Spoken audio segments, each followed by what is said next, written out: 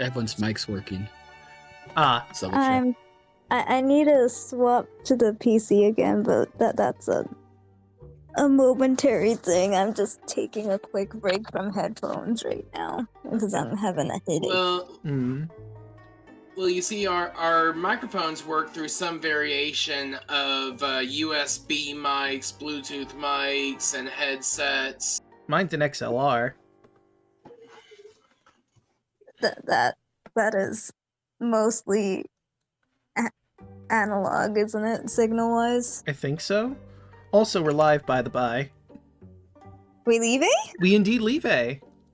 Oh, that means I have to behave. But by the by, I have a bit too, so first, whoever does their bit first, and then I'll tag on after. Yeah, Bron, you had a cold open idea, right? No, I'm just gonna start telling like 2-sentence horror stories. Like, I can't wait for this game that we're all gonna be a part of. It was then that we fought the creature. Fair. Just stuff like that. So, Yep. Is that it then? I mean, I could just ramble on a bunch of other like 2-sentence horrors. I was just gonna buy time until everyone was like ready. But it seems like your thing's like important, so you could go for it. No, it's not important. It's not important, but Yelling has something they want to share. It's a dumb story. For the record, I did call Draco ahead of time and be like, "Hey, so is telling this story okay?" And he's like, "Yeah, sure." And I'm like, "Okay." So I do have the okay. So, me and Draco and my parents were discussing on watching a movie together, right? Like at the theater, and at some point in the week, it didn't end up happening this week, but maybe another week. But so because of that, I decided, you know what? Keeping him only in my ear is dumb. Let me just put the phone on speaker so everyone can hear, and it'll make sense. And at one point, Draco started talking about his food because he forgot that I left it on speaker, right? Do you want to say what you said? Well, so I wanted to get chicken thighs, right? Because I prefer chicken thighs over chicken breasts, and I accidentally picked up chicken breasts, so I think I said something along the lines of, yeah, I don't quite like chicken breasts. I like lady breasts, but chicken breasts, no.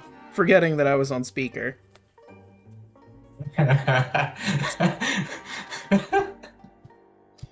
Tit for tat.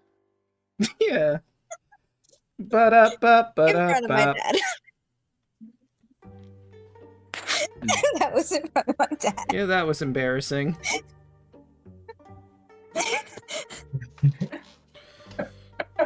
Granted, I think my dad also kind of might have tuned out at that point, but I'm not quite sure. Well, I can hope that he did. I mean, the next time you see him, if he gives you a dirty look, and then you know if he did or not. Why? Or knowing not. Of like, sure, fellow boob man. I see you are a man of culture as well.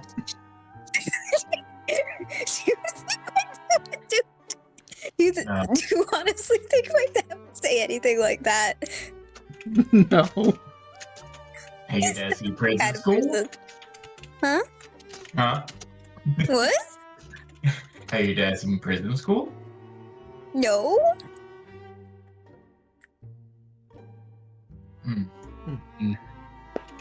I know that bit. What's prison school? I know it's an anime, I think. Oh, I don't know. You may not know it by the name, but if you're shown a picture or a screenshot of it, you would know. It's like, oh, it's that one. There's a little bit in there where the principal meets up with the I think it was like 5 boys in an all-girls school, and he literally asks them, boobs or butt? And that would actually help them either get out of their punishment or give them in more punishment. And Wasn't there an episode of like Fresh Prince of Bel-Air with that type of banter too? I think so. but, Like they were trying to get. There was something about getting the special sauce, or the recipe for the special sauce, and the guy kept giving dummy recipes for the special sauces. So this real sauce still stays a like state secret type thing. Bro, sounds familiar. Hmm. But the thing is, they said that they prefer butts because butts are the first thing that comes into existence on they had this long ass discussion. It was funny, and it went from them saying boobs are inferior to butts or something like that, and that's why when you say that, oh, boobs, man of culture, it makes me think of that. Okay. But yeah, I really don't think my dad would do that. You never know. We see yelling. What happened was Draco wasn't thinking. He was looking at his food. It's like, oh man, they confused my order. It was then that he saw the creature. Mm-hmm. Mm-hmm. This is true. The damn creature. Every 2-sentence horror story can just involve some kind of creature. And it's just as bad as every other 2-sentence horror story. Like, it almost felt like Christmas. Thankfully, I can milk more eggnog from my creature. This was a I want horror more story more eggnog. weird. Draco, Yes. is there still eggnog over at your place? Please say No, yes. there's not. He can always milk some more from the creature. It's true, we need to get a creature that produces eggnog, I guess. No, the creature's always there. You just have to find it. Oh, okay. I have a creature, but I don't think he produces eggnog. Yeah, I think I have an idea which creature you're referring to, and I'm pretty sure he doesn't. That's a different kind of milk. Mm. I don't think he can. Not anymore. Oh my god. Yelling, if you look, yeah, look in general, that's one scene from Prison School, basically. Hold up. Oof. Don't know. Yeah, I've never seen this scene. And I'm just aware that Prison School is an anime. I haven't seen anything of it. I'm not gonna lie, it is funny. But Why is the guy clenching his butt? Because apparently the woman's high heel pierced his butt is what it looks like? yeah. Prison school is a fun time. He was trying to escape to go on a date. And that happened, and he tried to hold it in while trying to escape. Hmm. And like, does the lady... I assume the lady doesn't know he's in there at this point. That was just an unfortunate accident. Oh, because there's a crack at the... Okay, now it's connecting, because I'm like, what's with the 2 different lighting in the scenes? It doesn't make sense. Now it makes sense. Also, yeah, she I feel doesn't know like... he's there either. I feel like it's weird. The animation style of the boots are wildly different from the rest of the scene. Like, it looks like CGI, and then to actual 2D animation again. The show does that sometimes. This just seems like a weird moment for that to happen, but hey, whatever, I suppose. But Speaking of creature, I have creature on top of me again. excellent.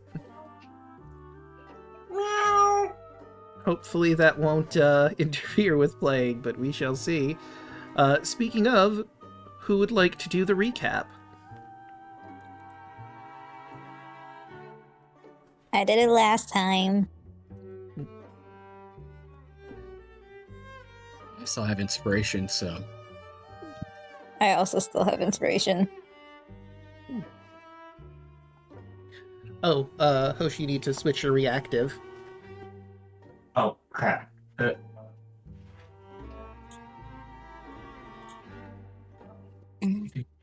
Mary. does anyone else remember what happened last time? Or anyone need inspiration. Oh, wait, that's right, Chet also still has inspiration. I should remind them of that.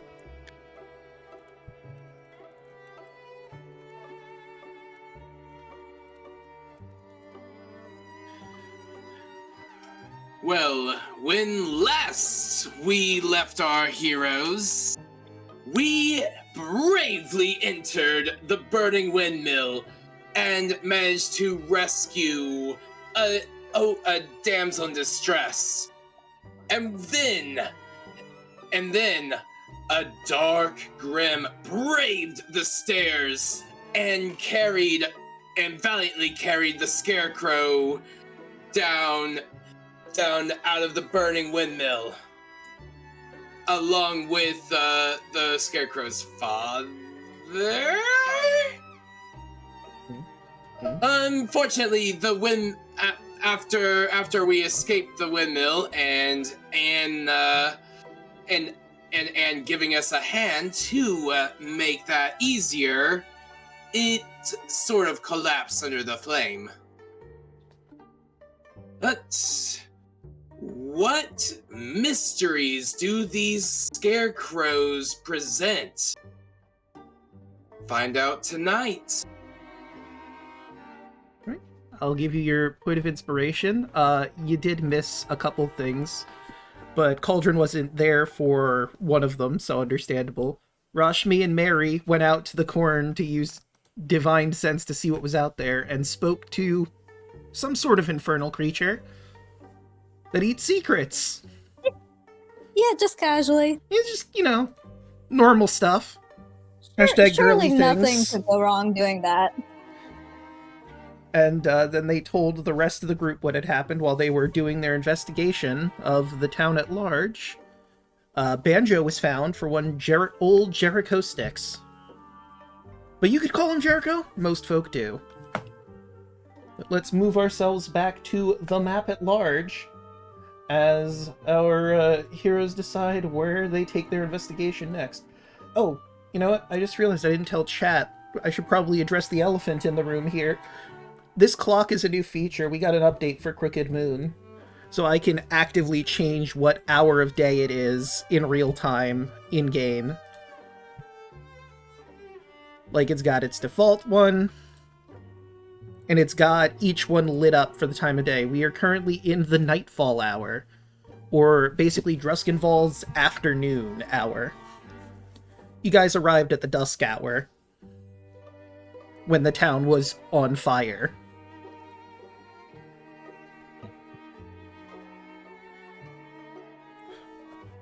Critic, I'm giving you negative affinity for making a hand joke. Wait, what? I'm gonna go out on a limb and say that was offensive. Cauldron keeps dropping in the tier list. Oof. How dare you, sir? Right, but let's see, I believe the last place you investigated was the store. Where would you like to go next? There's the Hooded Lantern, the inn of the town, the butcher's shop, the schoolhouse, and I guess you could also go to the basement of the windmill. Now that the windmill is burned over and the ashes are probably cleared, you could investigate if there's anything down there. Because the basement wouldn't have been set on fire, it's underground. It's on ground up. Do we want to rummage through burnt windmill? I mean, we should probably take care of what we can in the town first before we go back there. Yeah. Valid. Do we want to pair up in twos and knock out a couple of these places at once? If Draco thinks that's okay, then we can split up. We can do that, but we'll do basically like one representative of each team in the split up. We'll roll initiative and we'll see who we follow first, just for sake of ease. I guess we should divide you into teams, since there's 6 teams of 2. Who's going with who?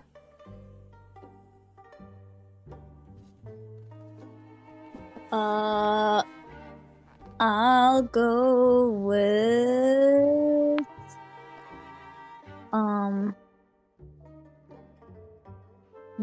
doll. I'm going with the doll. Okay, Anne and I Rashmi. mean, sure. Here, you can hold my dead hand.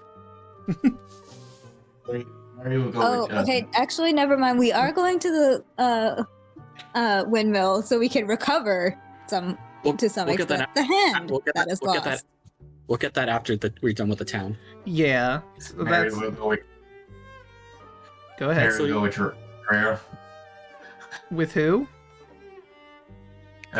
With Chaco. Gerard. I go with Chaco. Okay, there we go. So that Gerard. would leave Lazarus and Cauldron. I'll go with the girls. Oh, I'll or go with the girls. okay. Which? Oh well, yeah. So that's Rashmi, Anne, and Lazarus. Plurals. Plural. Which? Okay, so we'll divide it into groups of 2 then. 2 groups of 3. Cauldron will go with Gerard and Mary if everyone is okay with that. Sounds cool. Yeah, a 3-way split of the party. Surely nothing will go wrong doing this. Literally cut in half. Alright. But I need 1 representative from both teams to roll for initiative. You can decide amongst yourselves who you want to be, I guess, team leader for the role. And Okay. Roll. I'm done with that. My initiative 1. Whose is higher? I have a 4. I have a Go for it. 0. Right, then that would be Mary. Okay, so looks like Mary's team is gonna be going first. Where is this team going?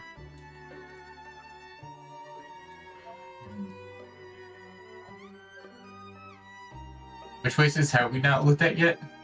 So there's the butcher shop over here, the inn over there, the library, and the schoolhouse. So there's 4 different buildings you could investigate.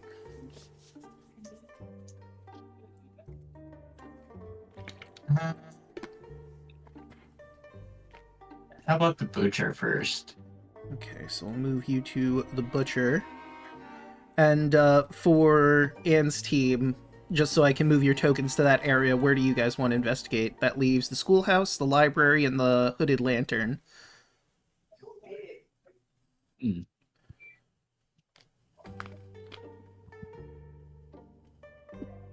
Maybe at the inn, because we know that there's a person in there. Okay, sure. so I'll move y'all right over to here. And we'll get to John Sawyer's butcher shop.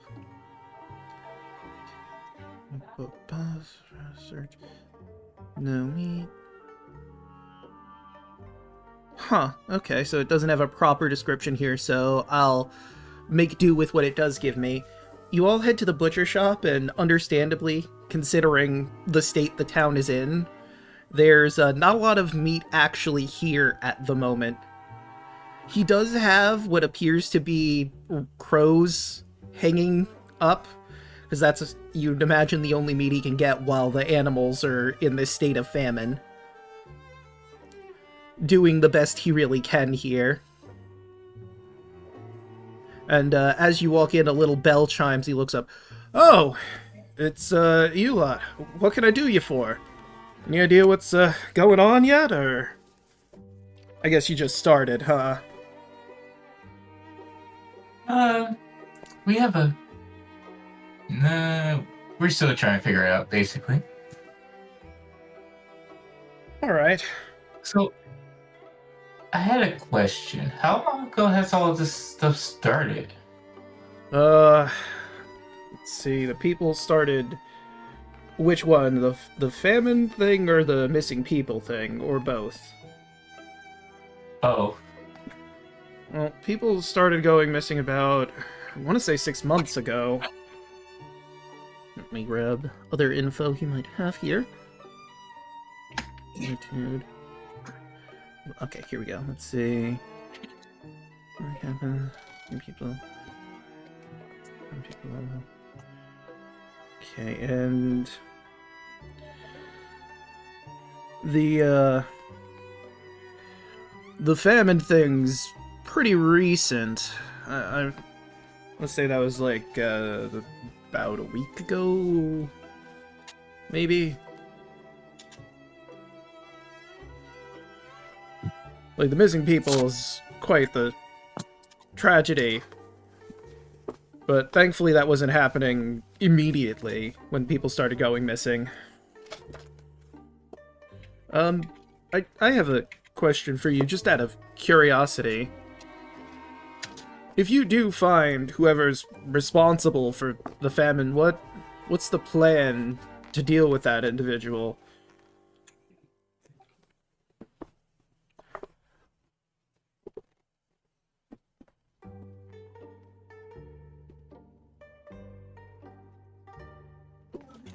I'd like to see if he can undo it, actually. Or see what he actually did so we can break it ourselves. 1 to 2. That makes sense. I mean, I obviously have no idea why someone would do something like this, but... Are you... Like, is there gonna be some kind of punishment, you think? Or... You figure... You'll try to figure out why exactly that individual do something like this, and then decide then.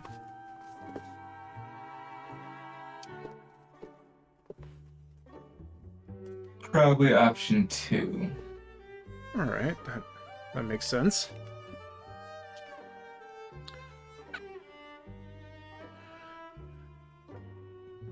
So, when everybody started going missing 6 months ago, did anything off or something new happen in town at that time?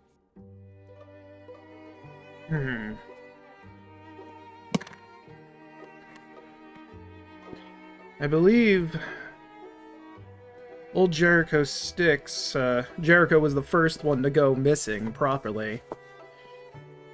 Other than that, I can't think of anything, like, special that happened in town. Also, like, at any point you'd like, you could roll an insight on him. Yeah, I'm rolling insight now. Well, did anybody... Yeah, he's telling the truth. Hmm. Yeah, he said the truth. Did anybody come into town around then? Not that I can think of.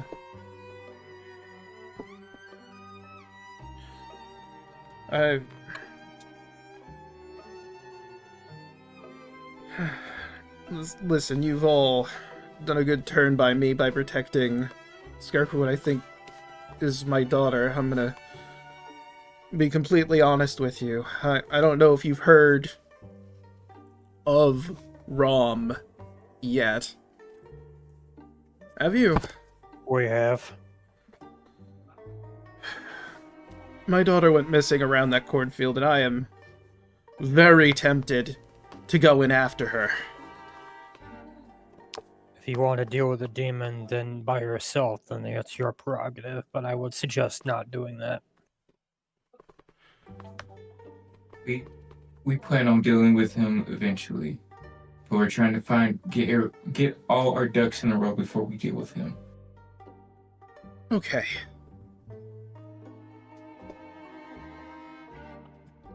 I'm gonna roll one more thing for him.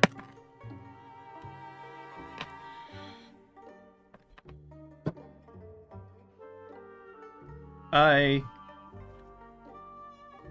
might have an idea on the famine thing as well. You promise you're gonna deal with Raum, right? And get my little girl out of there?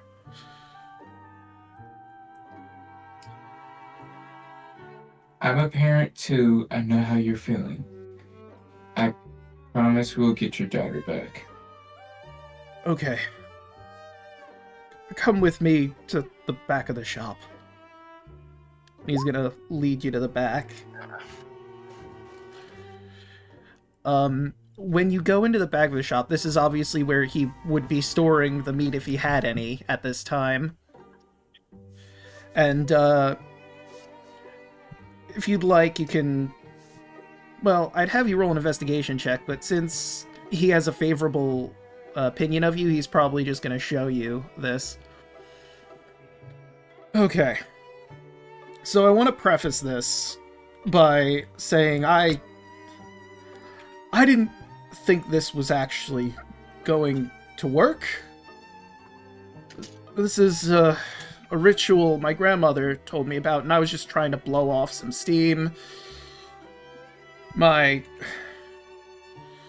learned that Mr. Forge is giving the people in Wickermore Village better deals, and I was upset, and, well, he reveals there's a ritual circle drawn in dried calf's blood hidden under a rug that he moves out of the way.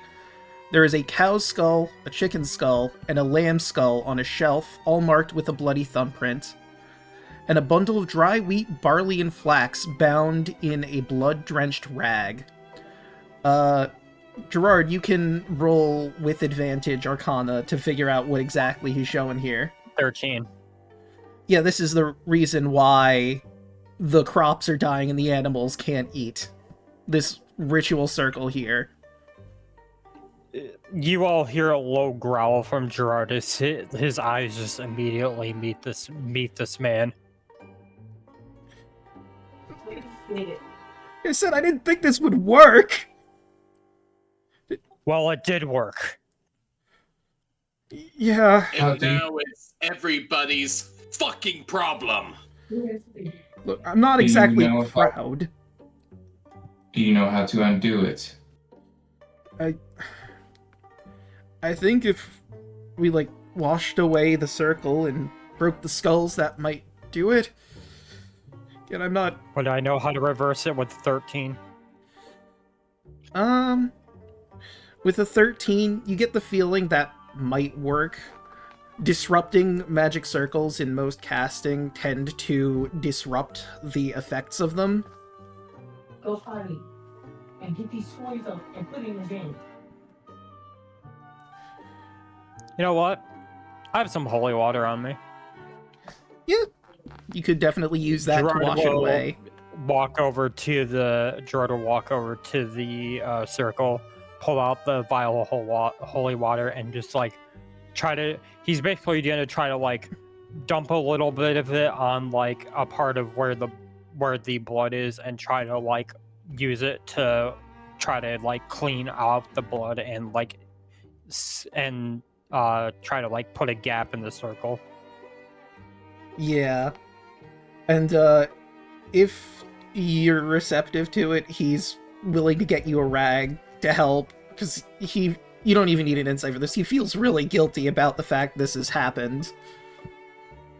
Like you said, this was just him trying to blow off some steam, not thinking that his grandmother actually gave him a legit magic ritual that would work. Like, the fact that the man is like feels bad about it and it has remorse is the only reason why Gerard hasn't like drawn his weapon at this point. Or I said Forge, it was William Lodge. My bad.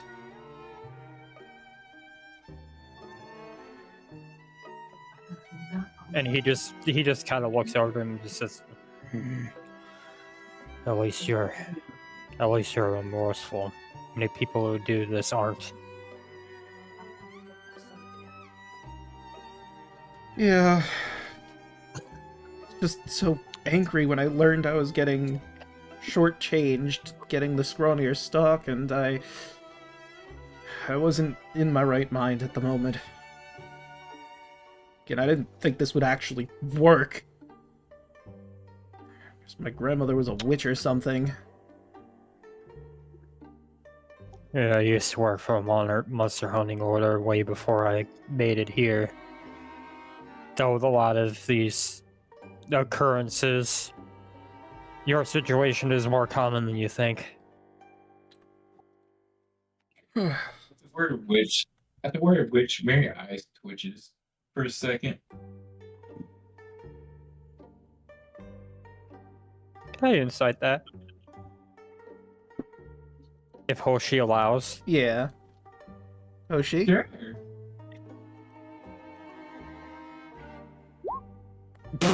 Not Yeah. Wow, funny. okay.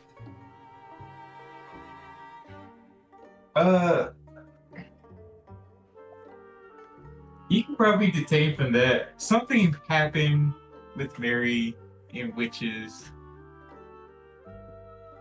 in her past that makes her want to hate them. File that away for later, mentally. But yeah, at this point, he's just gonna go he's just gonna focus on trying to, if not get rid of the circle completely, try to break it up enough to hopefully break the magic that's around it. Yeah, and sure enough, with the rag, your holy water, you manage to clean this up. You can feel, like, the dark aura that was emanating from it start to fade. With what you know just casually, if this did properly work, what you've done here, it's not going to be immediate, obviously, because the magic has been in the land for a while, but it should recover after probably maybe a few weeks, months, if it's been, like, in the ground for a good long while, but since it's only been, like, a week ago, it's probably going to take about that, maybe a little more, for it to become feasible growing land. Once he finishes, he'll just stand up and just look at the butcher and just be like, "Alright, give it a few weeks. You should be back to normal if I did my job properly." Oh, thank goodness. Am I gonna suffer any punishment? I mean, I feel like that'd be fair, but of course it's entirely up to you if you tell the others. We can keep it secret for now. Okay.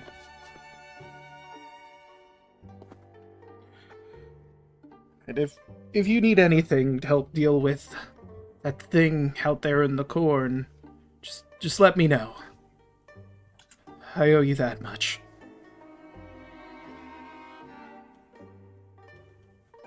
Will do. And one more question. Do you know anything about this?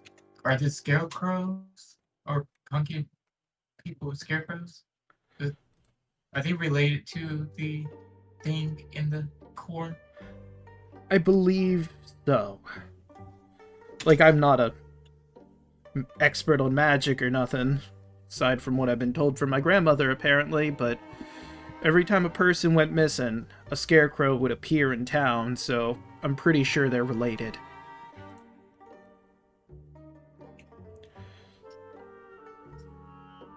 Noted. Well, gentlemen, I think our job at this here is done. Let's keep moving.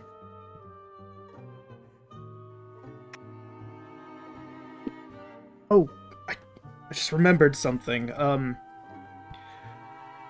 People only seem to only go missing after they went towards the cornfield, but on occasion we've heard that people were whispering to the stalks as the wind rustled through them.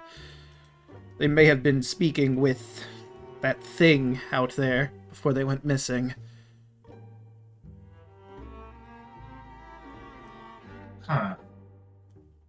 They You know who the last person to do that was? I think it was, Jebediah? Yeah. A similar situation to mine. His boy had gone missing earlier, and he went looking for him. They didn't make any deals with it, did they? I mean, I don't know for sure. Since they're not around anymore to ask. I'd also be remiss if I didn't mention, let me grab... Martha, she's got 2 adult kids. They've gone missing, but they don't have scarecrows or nothing. Her daughter Adelaide's, not gonna lie, kinda creepy. She might know something, but I can't be 100% sure. Where would we find her? That's the thing, I don't exactly know. Last time I saw her, she was at the Hooded Lantern, and then just gone. Perhaps Martha would know more than I would.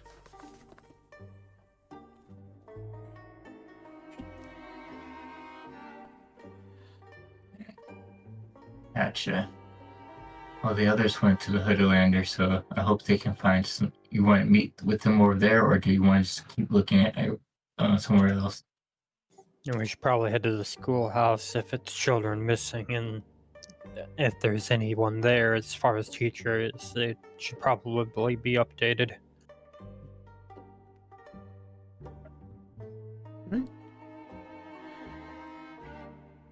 And as you make your way to the schoolhouse, we'll go to Anne's group. Right, oops, clicked the wrong thing. And that is the Hooded Lantern. Anne, Lazarus, and Rashmi, you walk up to this inn. There's a sign that shows, you know, surprise, surprise, a hooded lantern producing some light shooting into, like, looks like the cornfield. It's very pretty. That's quaint.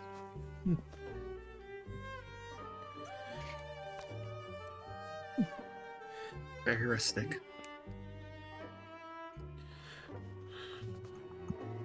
Oh, Well, sorry, go ahead. he opens up the door after you two. Walking. Let's see. Yeah, it says the door would be locked, but considering Mary has already come in here and knows you're investigating, it would be unlocked. I don't see why she'd lock you out. But as you walk in, you know, as you would expect from an inn, it's a bit of an open area. There's, of course, a bar, some seats. Martha seems to be sitting in a seat, working on some stitching. Or, sorry, not stitching, knitting.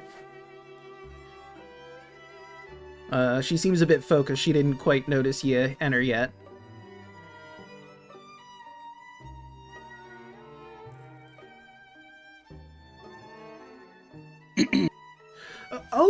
Sorry, let me just put this away real quick. And she puts the knitting needles aside. How can I help you all?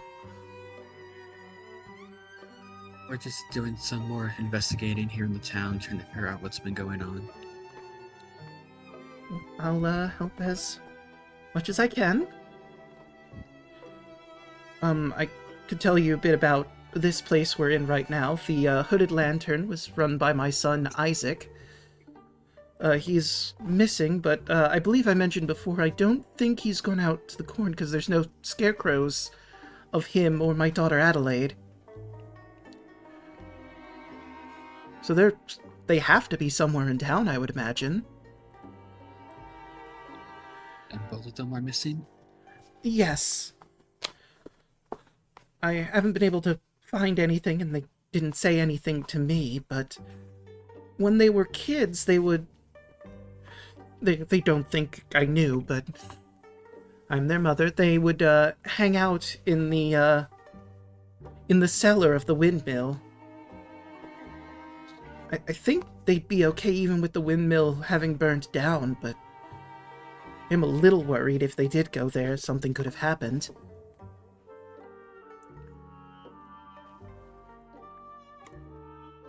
How long ago did they go missing? Very recently, before the fire, I would say. Maybe like a day or two.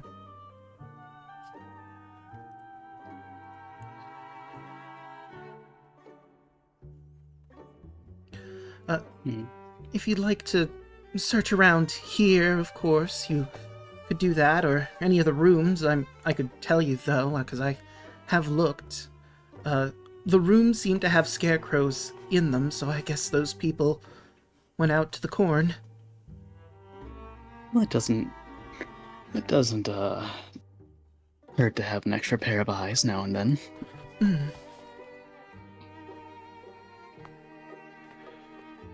But if any of you would like, you could roll investigation to search reception first, if you would like.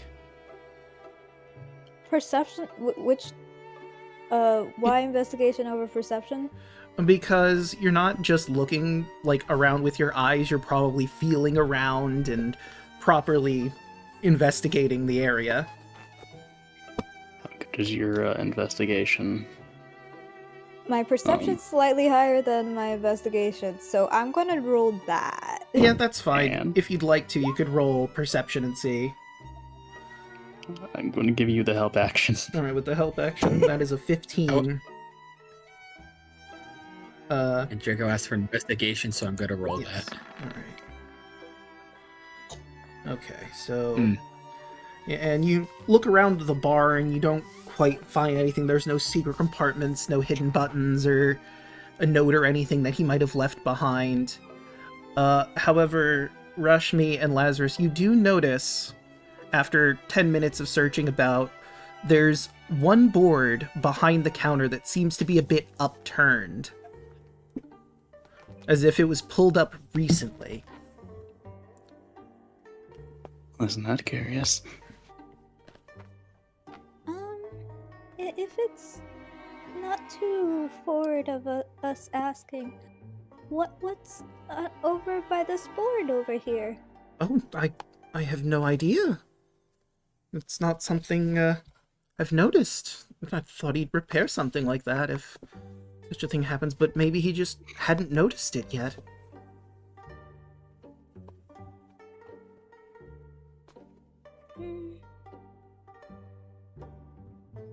Should we try checking out the board properly?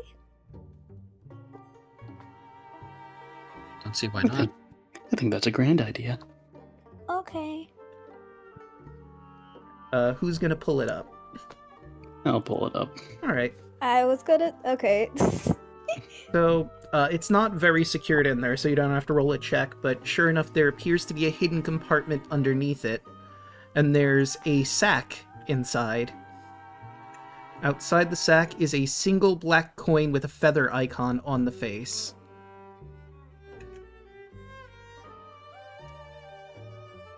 What do you know about icons with feathers on them? Nothing at all. That's curious.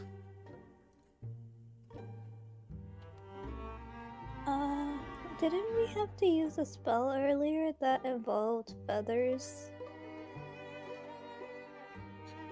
It was to On our drive way away here. It was to drive away those Corva demons.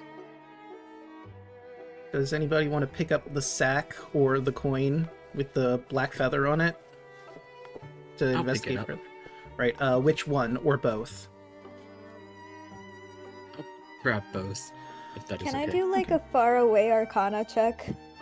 I mean, Far you away could Arcana roll check, just one Arcana, eyeball. but, Okay. 13.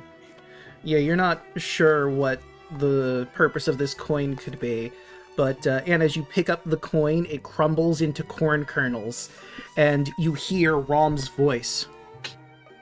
What mother doesn't know won't hurt her. I'll pay her back someday. Aww. And we'll repeat this. That Rashmi, you said you and Mary heard a demonic voice in the corn. Do you know anything about this man? People going to the corn?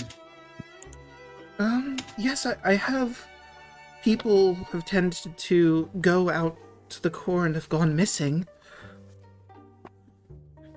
I believe some people have claimed to hear whispers from the corn, and after that, just vanish. Well, when I grabs this coin, everyone sees that Anne's eyes roll back and she mimics the exact voice and repeats the thing back to. So apparently someone made a deal with with the spirit in the corn. I'm gonna say this, you don't have to roll insight. Mary is horrified hearing you replicate the exact voice. Was the eyes rolling back really necessary? I don't know what you mean, I was just copying the voice. But it seems like someone's making deals with demons. Let me, Do you open the sack after that, or no? I'll open up the sack. There is 300 silver and 1,000 copper in there. Way more money than a small town like this should have from their inn. And to look at the money and look at Martha. I think he was trying to pay you back or something. Roll me just a flat intelligence check. Anyone can do this after seeing the evidence here.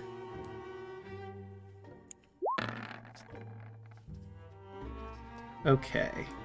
Lazarus, from what you've heard from Anne and seeing what you've seen here, Rashmi too. Surprising Rashmi would connect these dots, but you get the feeling that he was embezzling money from his mother and planning on paying her back afterwards, but he'd been taking money from her. Hence the line, "What mother doesn't know won't hurt her."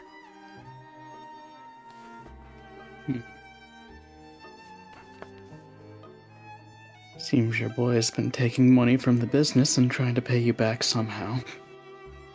Yes, My boy, no! I can't... Oh, oh dear. I can't imagine why he would do that. Hard to say. Children do crazy things when they have their backs to the corner. Yeah. You'd be surprised what a kid would do to try to keep their parents safe. Even if it does mean confronting a demon. He was doing okay here. He was apprenticing with Jonas Sawyer in his youth, and he's been taking care of the inn. I can't imagine why he would... Nope. Well, there goes my die. Rolled out of the tray. 15.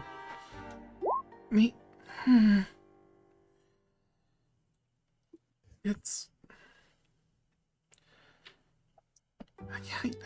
I can't imagine.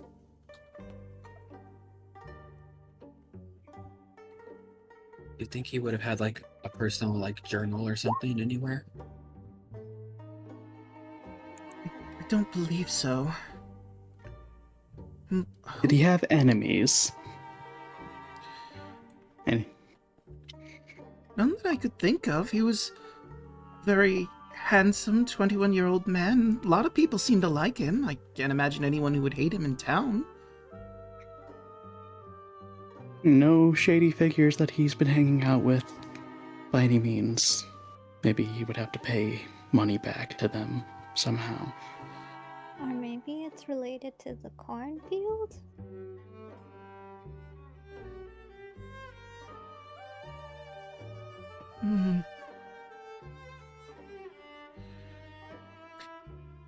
Wait, No, but the cornfield guy said, wanted secrets. wait. He does have a room here in the inn. Maybe he'd have something written down in there. Let's go take a look.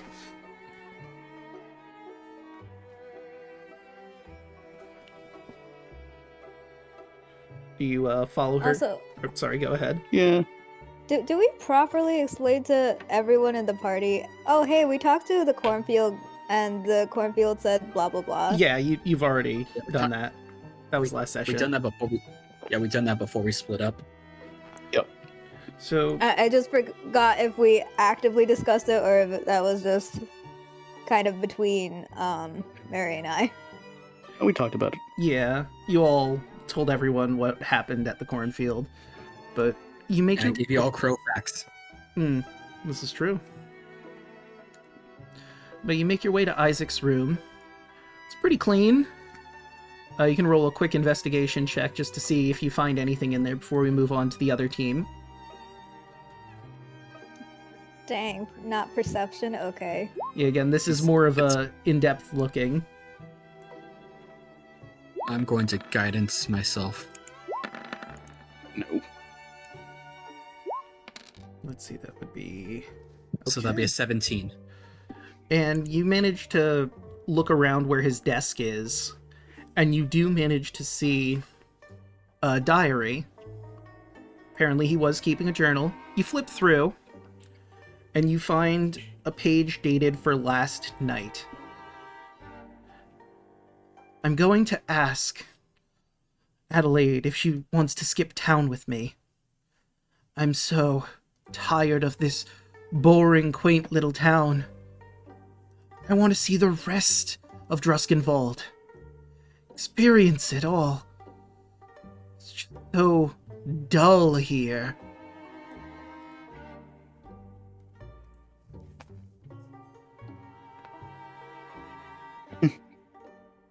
That would explain a lot. He seeks adventure. But to go so far,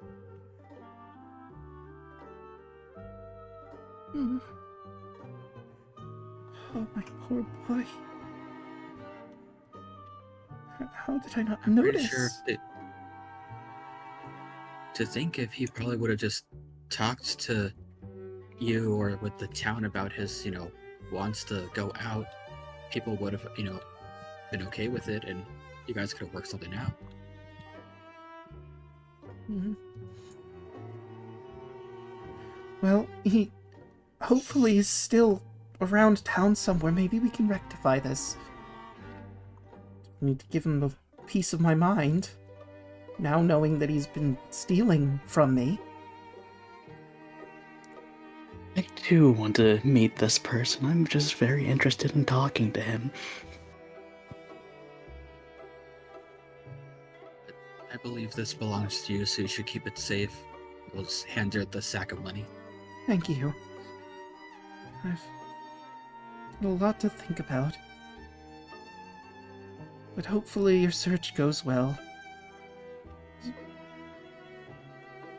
Bring my children home. We'll do the best we can, ma'am.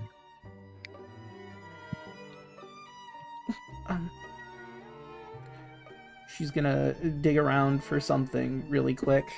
Let me find that in here. Because there is something that she can give you. Secret. No, it's not in there? Okay, then I will grab it from here. And that is which one? Oh, it's not listed there. I know they have it listed somewhere, I just need to remember where exactly. Because she can give you something. I just need the rules for it. Where are you?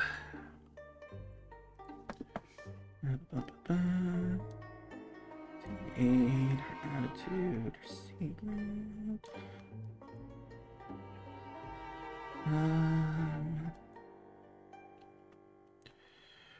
And her secret.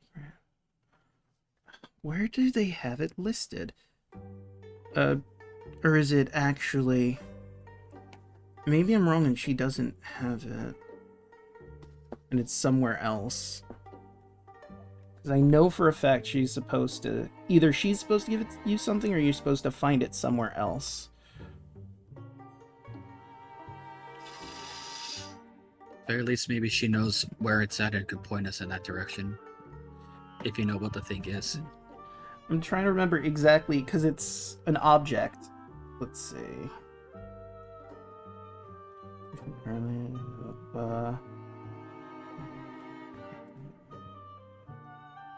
Okay, I see. I jumped the gun a little bit. You are going to, if you do some other stuff, then she would be able to give you the thing. Okay. Well, then never mind, you're good. Righty. Where are you going to go next before we move to Mary's group again?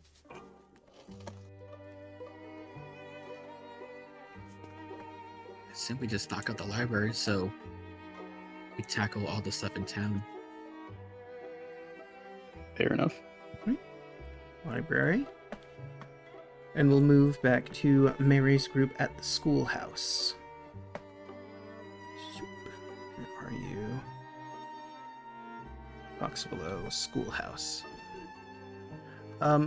This is a pretty generic old town schoolhouse. Pretty decently sized building. You walk in, there's about 20 seats filled with child-sized scarecrows and an effigy of a human woman standing before the blackboard. Chalked on the blackboard are lyrics for a children's song called Tubers and Treacle.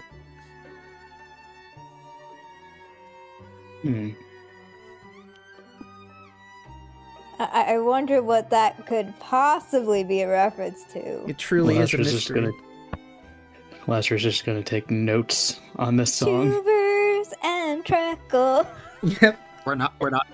They're doing the schoolhouse. We're going to the library. Remember? Yeah, you're in the library. That's Mary I know, but and her group.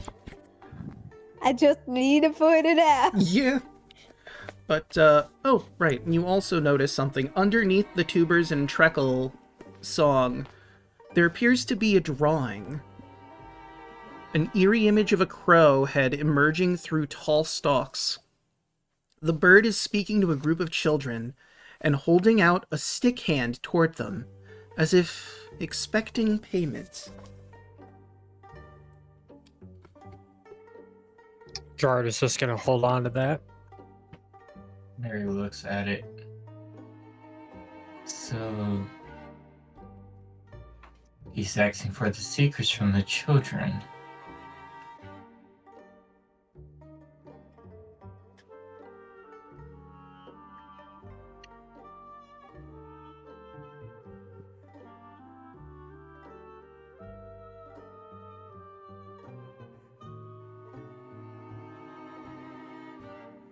Exactly what the secrets from the children. Children's go missing. Parents get worried and they try looking for it. They tell secrets and then they go missing.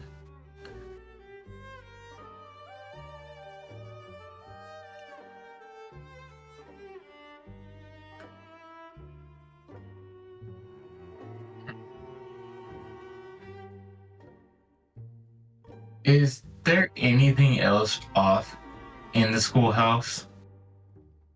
From what you can see from a casual glance, not really.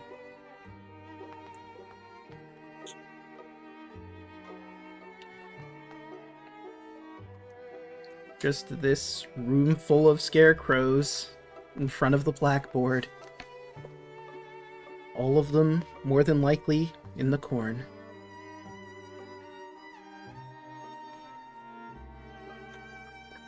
Would it be investigation or perception to check further?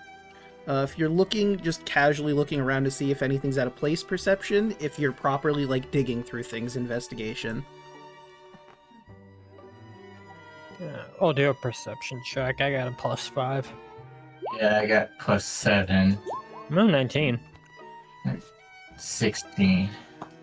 With a 19, you notice, Gerard, on the teacher's desk, there appears to be a sheet of paper that says, petition to have Jericho become a citizen of Foxwillow. And it has some signatures, the teacher's name being the last one on the paper.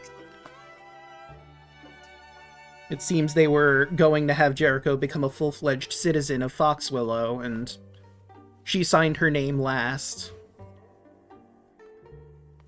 Perhaps it would have been passed off to someone else after her. Perhaps she was literally the last and it was going to be filed in the town hall. But it seems that never got rolling, unfortunately. Because, you know, all of this happened.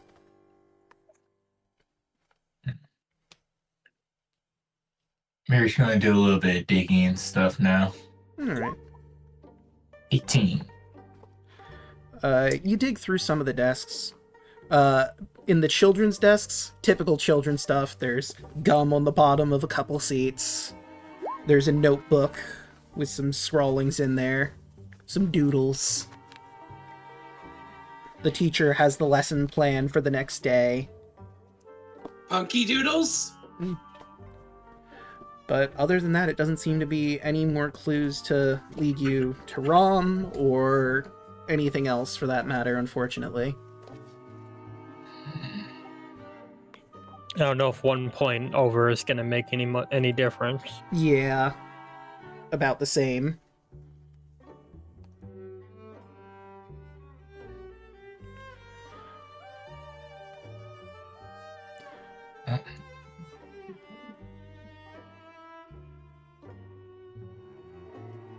It might be everything we could find here.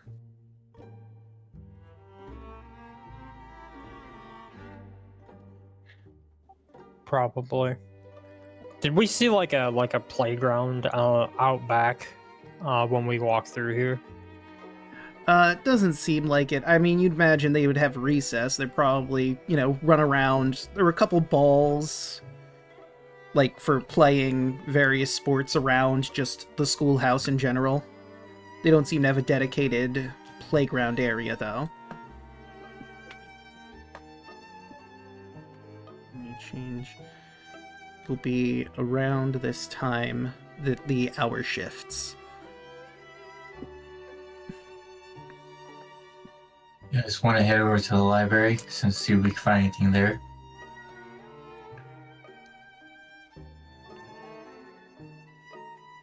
Probably best. Right. And your group will head that way. Speaking of the library, Anne's group. Oh, nope, that's the schoolhouse. There's the library button.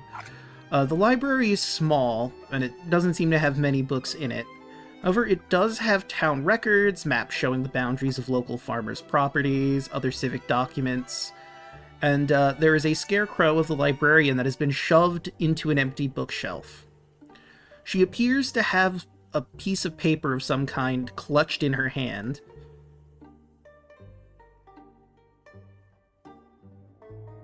I think we gotta check that out.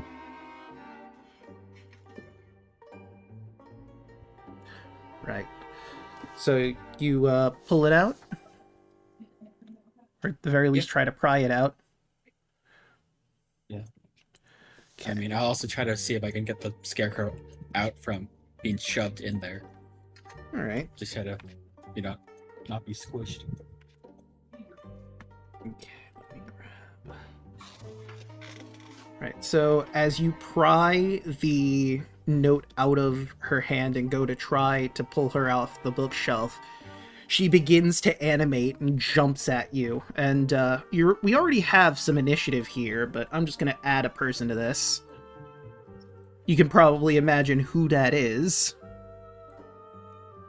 Oh, why is it not... Okay, let me find Pumpkinhead. Pumpkinhead. Pumpkin. HP. And then C.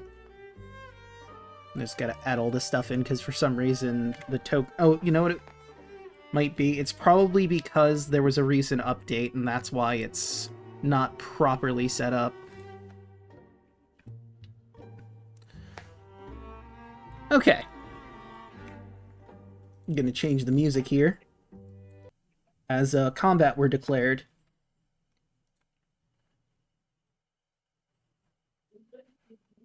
Lazarus, Rashby, the scarecrow's getting Crazy. Why is the Okay, there it goes. The music was just taking a little while to start. Probably wasn't the best idea to touch it without investigating first. Well, it was stuck in the wall. I didn't want it to be stuck in there. Okay, and it has a +2. What is Mary's again? Initiative?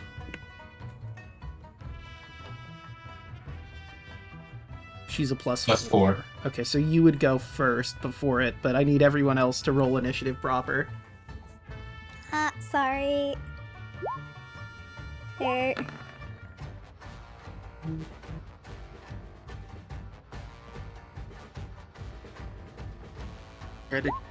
Try to non-lethal it if you can.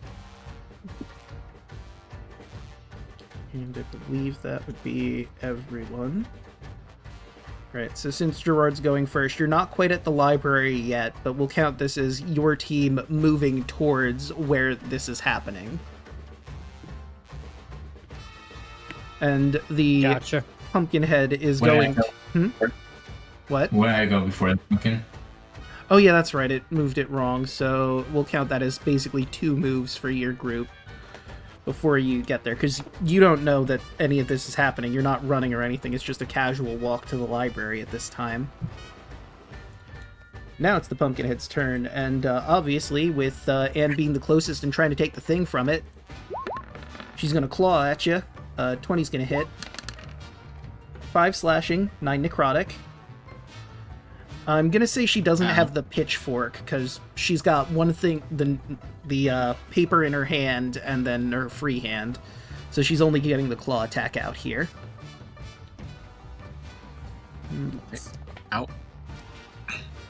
And she could technically do this, right? And can use that if available.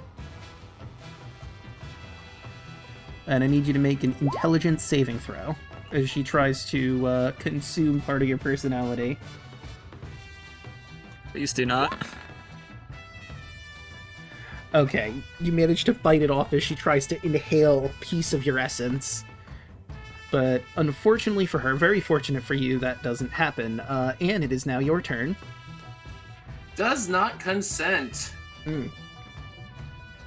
I do not appreciate that, good scarecrow, sir or madam. She's wearing a dress. It's pretty clear it's a woman. You don't know. Yeah, you don't know.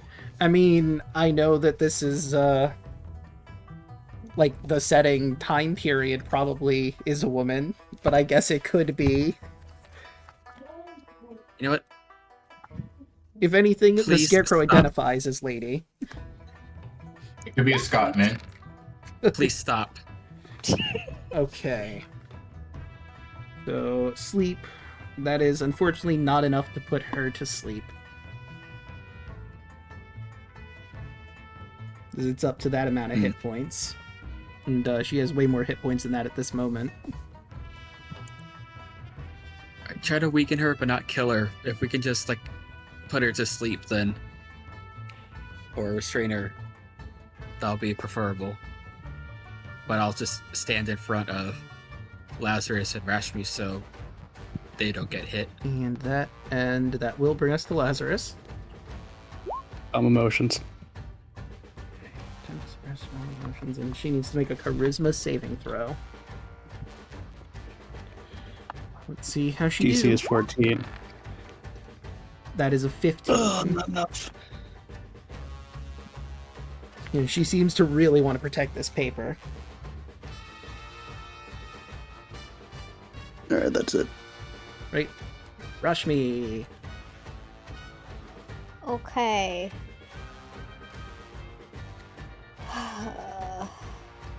I will. Did we long rest? Nope. No. Oh, so I really do only have one spell slot remaining. That's That is correct. fun. You're not really a spell caster, though. Yeah, I know. You're a half caster. I thought Paladin's quarter caster. Yeah, so it's That's even the less than Russian what was you a think. paladin. I thought Paladin was half caster. They're It's half. Yeah, they're half. They are half. Oh, yeah, that's right. It's like the rogue and fighter subs that are quarter. Yeah. I mean, I get it. I don't Like, paladins use their slots mostly for smite, so it might as well be a quarter caster, really.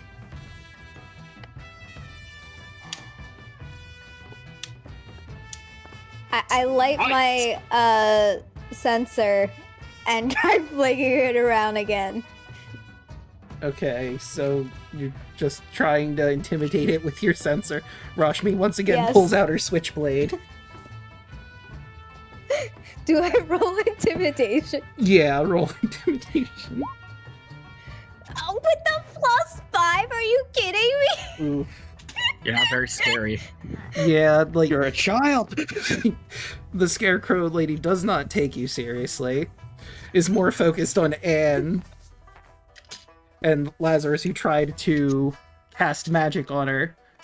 But that will bring us to Cauldron, and it's at this point your group hears some scuffling inside the library, and as you open the door, you see Anne, Lazarus, and Rashmi trying to hold back a scarecrow that's attacking them.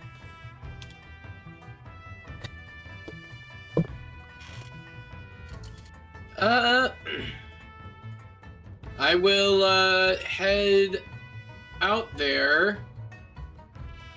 Do I have enough movement to go over there? I'd say so, yeah. Okay.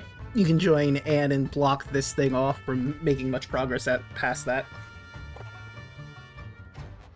I will light another torch.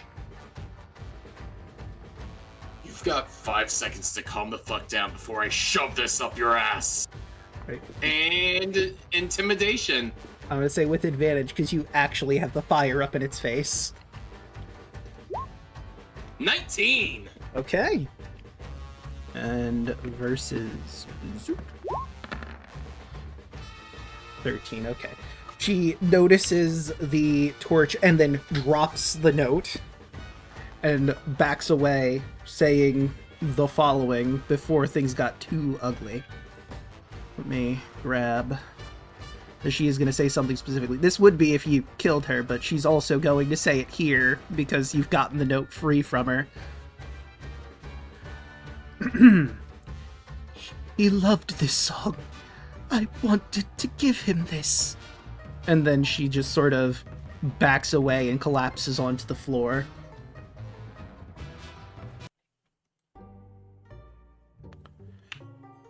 And that does it for combat. Cauldron is very much on the suspicion that these are formerly villagers, so he's trying very much to do this as non-lethally as he can. What did you three do? There was a Don't look at me. There's a scarecrow shoved in the wall. It had this note. Wanted to see what the note was, and it got a little hostile, but thankfully Mr. Cauldron was able to de-escalate the situation. Let's see what this note had. Right, and I will share this with you. It seems to have a song that's named Coal-Eyed Birds. And I'm going to play this music as I added it to the game proper. Above board, this was made by the Blasting Company specifically for the people who made this module. Once again, just for clarification purposes, we are in no way affiliated. And I'm gonna sing along as you seem to hear a voice in your head as you read the lyrics out.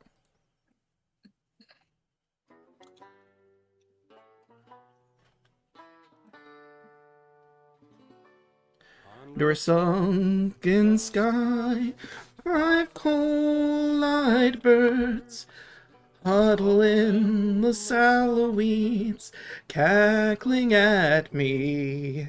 And it's times like these I hang my head and wonder why I never try to fight for myself.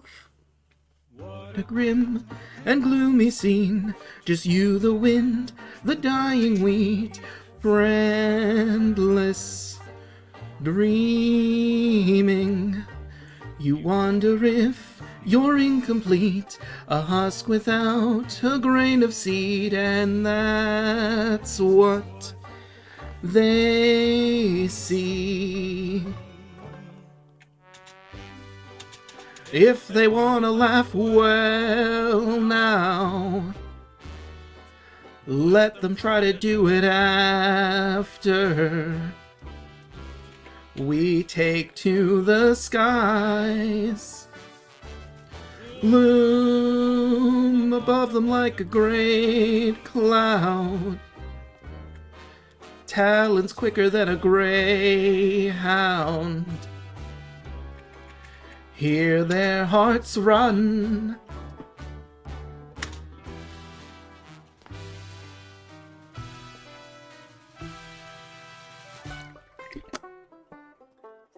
But of all the things I've seen and done, in the back of my worried mind, I've never tried one. Maybe this time I could make them see. They've probably never met a threat as empty as me. If they wanna laugh, well now, can they do it while they beg me to spare their souls? Funny how they keep singing, little empty bodies leaping to the snap of their bones.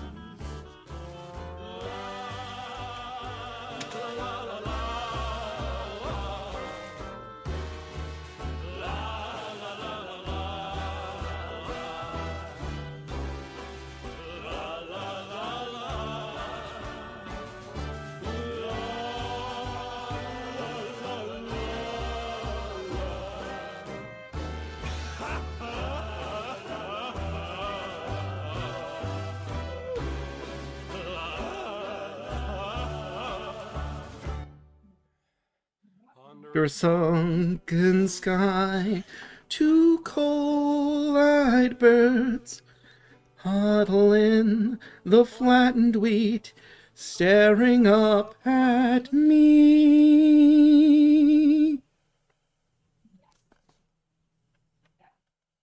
Pretty. Beautiful. Thank you, thank you. Good thinking, dude. I try. I have been practicing for a while for this moment specifically because I really wanted to sing the song. It sounds really pretty. I wish I'll have to rewatch it in the VOD because us being in call, it was a full beat. You were a full beat behind. I might have been because I was using the music more as like a guideline. That's why I was playing the song under it as well. I may have been slightly off timing. I don't think in person you would have been that off. I think it's just how tech be Fair enough. sometimes delayed stuff. I mean, like at certain points with it being off just a little, it sounded really good too. Yeah. I love you. I love you too. Also, in universe, you basically heard that while you were reading the note. That voice. Two voices, in fact, at certain points. In the more darker notes of the song.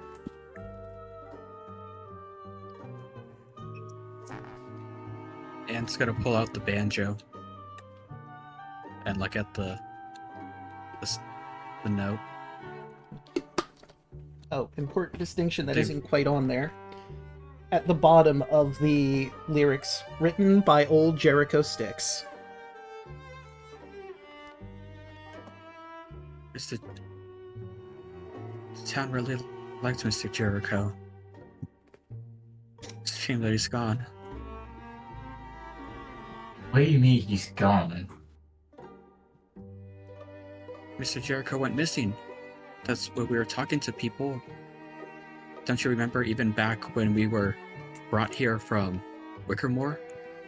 Oh yeah. Mr. William told us that Jericho was a big help to the community. He went missing. Even in the rubble at the store. And then it's gonna show the banjo to everyone and like the notice wall that the town pitched all their money together to try to give him a gift. This was supposed to be a surprise present for him. So they had a gift for him. They wanted to make him a citizen of the town.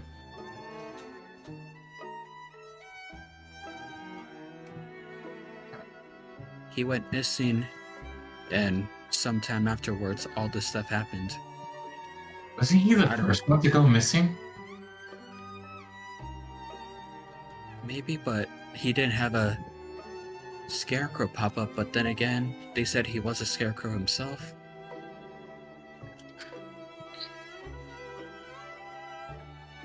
Oh, and we also found out this information. And Animal Crossing noises, we relay what you guys above game heard from the hooded lantern that we got about the sun, the embezzlement, and to possibly look into the windmill's remains. Gotcha. So, yeah, and we'll tell you what we found out over there. Mary looks at all three. We fixed the problem with the famine in the area with the livestock and the Yeah, it turns out the butcher got handed something from a family member and was a little jealous of somebody making too expensive deals.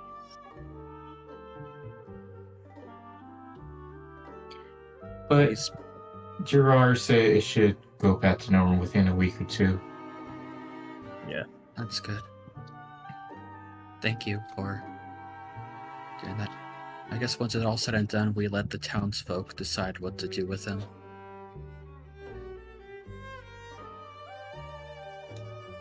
That's at least one of the things solved. Maybe the library has any clues on the scarecrows or that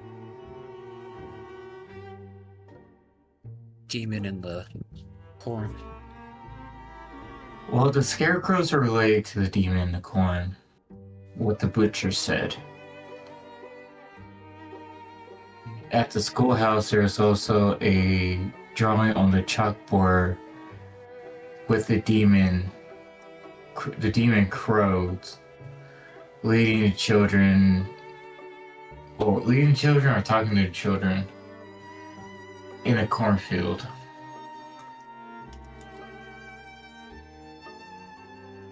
That seems what happened with the innkeeper as well.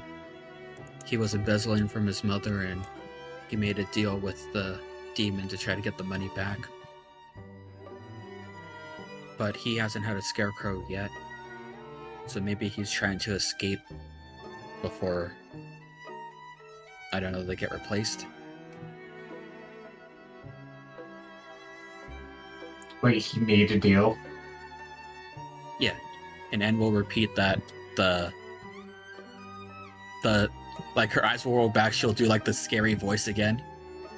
There was a black coin that, so apparently he made a deal.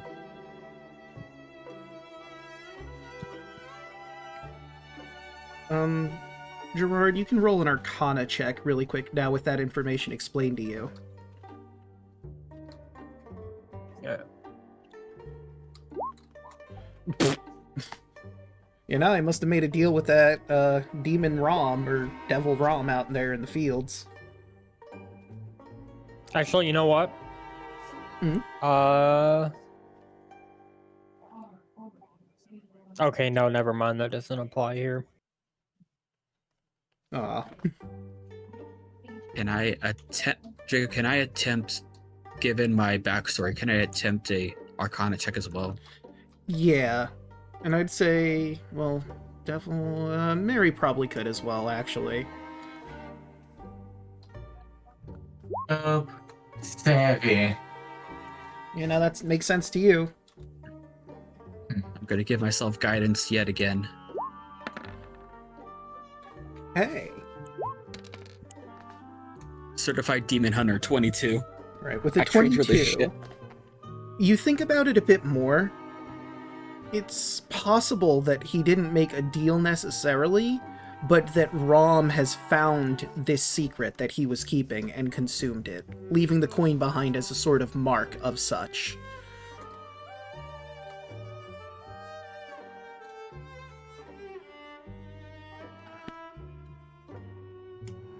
So the coins are what's left behind after he consumes the secret.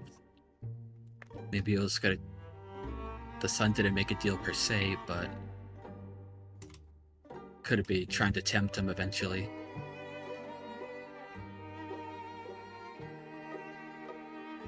So I think no matter what we do, when we do enter the cornfield, no one give any secrets to this demon. It'll only make it stronger.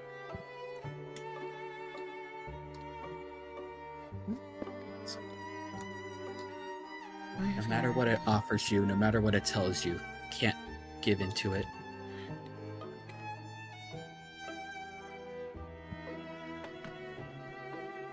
Wasn't planning on it. I'll give you this for completely free, Marion Rashmi, from what you know. From what has been discovered and what you've learned from Raum, it seems the only way you can confront Raum is if at least someone gives up a secret.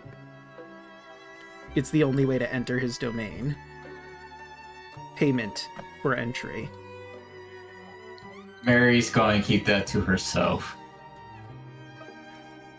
Also, looking at your passive perceptions, Mary, while you're ruminating on this, you notice looking outside the library window, a lot of crows seem to be gathering around the library. They're not doing anything, they're just watching you. Quite clearly, watching. The eye of Mary's horns looking at the crows. And Mary pulls out her gun and cocks it and looks at them. They don't move. They're just staring at you. Like, they're up on the roofs, of course. They're not, like, directly in front of the library around the fence, but you see them gathering on the schoolhouse and the nearby house.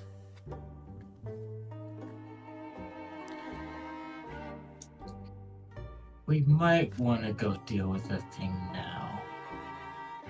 As she's just like looking direction of the crows. Also above board, considering how it's gotten late in the evening, do you want to take a long rest at some point? It might be a good idea. Please. Do you want healing? If yes. Because, like, I imagine a lot of you, even though without losing much HP, you're probably all very tired. Yeah. Unless we want a thing of I just look at my exhaustion. sorcery points. Yeah, let's take a long rest. Right. William would have told you, and Martha would have agreed, that you're free to take up any free rooms that are in the Hooded Lantern, so you can get a proper, good rest in the Hooded Lantern, with no one bothering you. And as you're making your way to the Hooded Lantern, getting set up, or rather, I suppose, while you're exiting the library, the crows fly off immediately, and you all hear and see as they flutter away towards the corn. They didn't hear us, did they? Unless they can listen inside the building. All the windows should have been closed. They don't know how to read lips, do they? Crows are very, very smart. Oh, that's nerve-wracking. Did you know crows actually, like, recognize people? Oh, crow facts.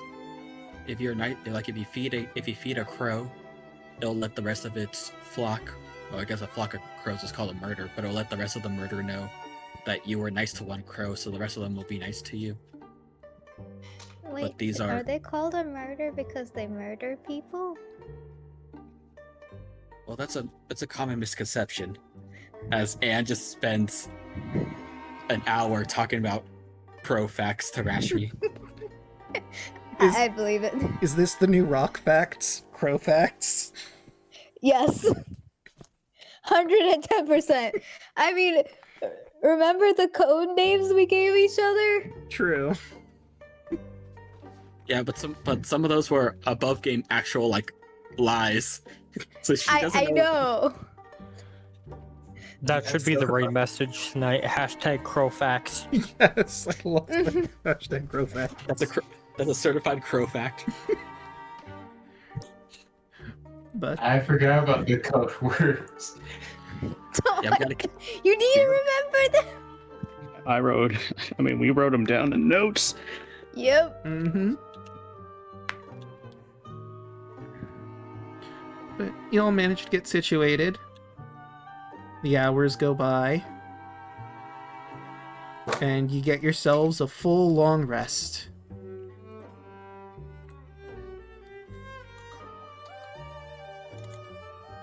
Greg, I know it's fluff too, but before bed, Anne's gonna tune the banjo before resting.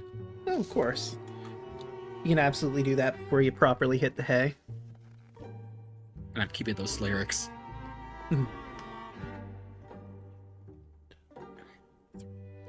so let's see, what would 8 hours be then? We'll say you're in the middle of the midnight hour, so that'd be midnight you started getting set up. Could I ask what they found out in the schoolhouse and hope that someone says the treacle and tubers? I mean, I imagine they would have told you everything that they uncovered. Treacle and tubers. Or is it treacle or treckle? I think it's Treckle? Treckle and tubers. One thing Rashmi remembers about the past, Rashmi knows that song. Yeah. For some reason, I know that so well. From their childhood, they heard this song, so it is ingrained deep in there. Mm-hmm. Right? And you wake up early morning, probably somewhere around what would be the 8 a.m. time, or the twilight hour here in Druskenwald, where there's still just a bit of sun you can see on the horizon, but very clearly still night. The faintest bit of light.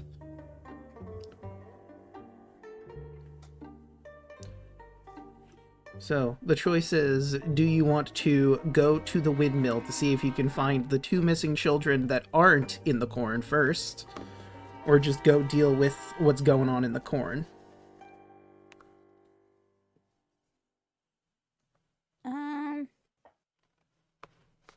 Question. Answer.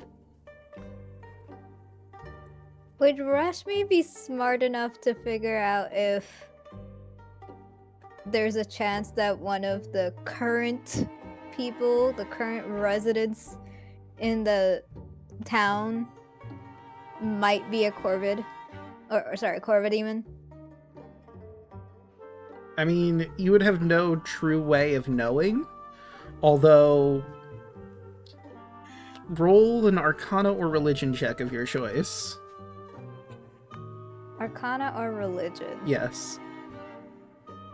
I do better with religion, so... Okay. With an 18, Corvid demons can mimic voices, but they don't actually alter their shape. So the likelihood of a Corvid demon being one of the people you've met is basically 0.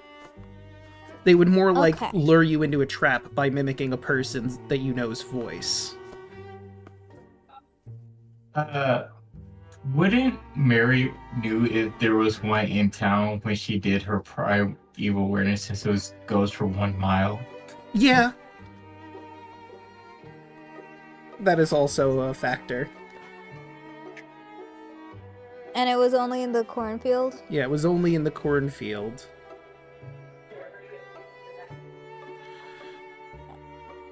I mean, you So, could try to do for it now- again if you'd like, but unclear. Like, at the current moment, as far as you know, there's only stuff in the cornfield.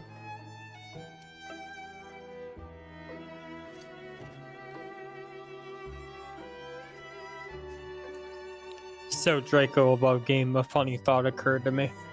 Okay. So if the corn in the cornfield was actually made of candy, would that involve a Children of the Candy Corn scenario? I mean, yeah, it would. But thankfully, there are no children of the candy corn in here that we're aware of. Snack will come out of the ether and start beating children. You find a man with 8 limbs just beating the tar out of some, like, ghoulish children. In one of the areas. Tickets. Give me the tickets. Had the weirdest dream last night. Are we all ready for the windmill?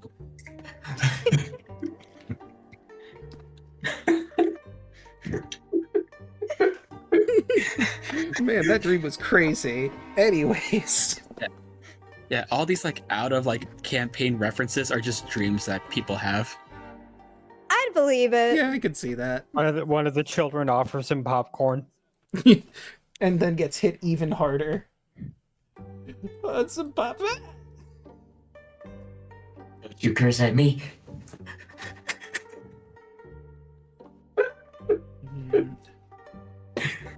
But yeah, is that everyone's consensus moving down to the windmill, or? Sure. Yep. Doke. Yes. And I will grab the windmill map, get rid of some of the things here, because it's just boop, boop. Actually, up, up, up, up. Oops. I just have to set something up. I'm going to bring you back to the windmill map proper. Obviously, you know, it's not the windmill anymore. There's only 2 floors, the basement and the ground floor.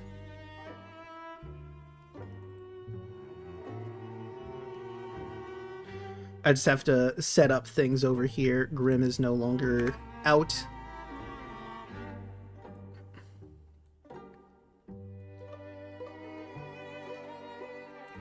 Okay. Alright, I think that's good. Let's bring you over to the windmill.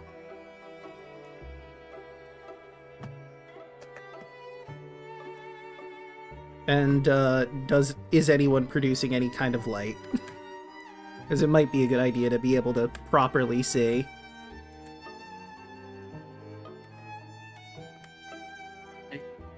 Do not have any light spells on me. I know Rashmi does, but Yelling had BRB. Ah, I got a torch. I'll light one. alright. Like, I know everyone here has dark vision, but it might be a good idea to be able to see in color. Yeah. I don't even have torches on me. Okay, there we go. Now you have a proper light source in the group. And let me grab our dilapidated area here. Okay. Foundations.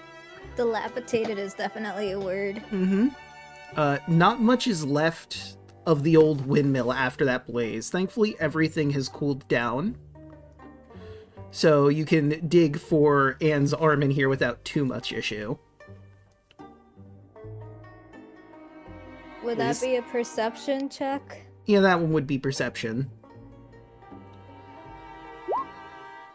Oh, I forgot to swap to my... You It's know okay. what I knew that was Rashmi, but I will say also, because Mary has such an amazing passive perception, sure enough, Mary, you find in one of the ashes appears to be an arm sticking out. Mary will grab it and walks over to Anne. How messed up does it look, Draco? The wire framing is there, but none of the ceramics are at this moment, but you could probably reattach it. And I got a hand for you. Thanks. I just gotta... You guys could do some investigating. Just give me a minute. I'm just gonna... just sew my arm back on. Right. Your arm's gonna... It's obviously gonna take a little bit of time, but you manage to connect your arm. And, interestingly enough, as soon I'll as... give her a hand and hold it in place for her. That makes sense. No. So... Don't touch me, Cauldron. You've done enough with your puns. But, so you managed to connect your arm, and interestingly enough, even though it's just, like, the wire framing of it, people have to duck down for a second because shards of porcelain just shoot out of the remains, and they start rapidly connecting to her arm, the smell of bourbon and smoke filling the air as it connects back, and your arm is good as new. Seems all you needed to do was reattach it properly so that Old Scratch's magic could bring it back to its original appearance. Gotta take a quick glance at my shadow if it's doing anything different. Yeah, it sort of jumped when that happened. Independent of you. It was just as surprised as you were, I would imagine. Oh. Okay, so I guess you don't know what he does then. She literally just Piccolo style regrew her arm. Yeah. And your shadow shrugs. I'll have to talk to you sometime, but maybe the next time I take a nap. We need to talk. The shadow shakes its head, and you do notice there seems to be very easily a little hatch down here. As you get closer here, sounds like something is scratching at the door.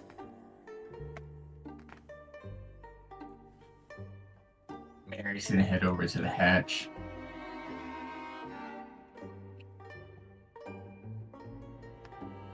And she pulls out her gun and points and look at Gerard to open it.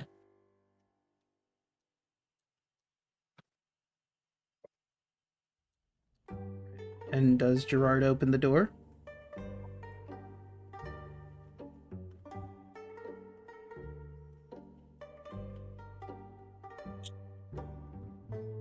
Draco? Yeah. Do you open the hatch for Mary? Yeah. Right. You open the hatch, and out flies this thing. What's that? And then just sort of flies over, like, to here. I'm going to shoot it. Wait, no. Don't kill it.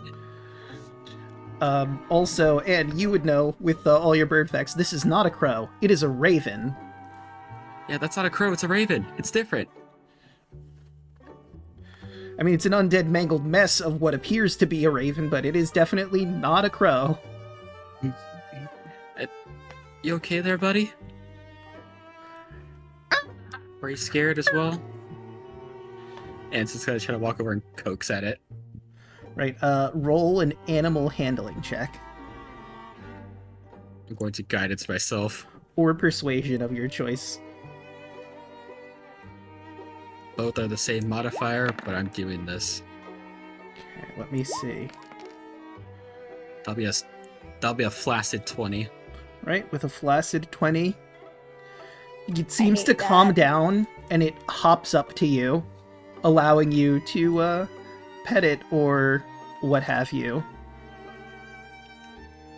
You were just scared too, buddy, weren't you?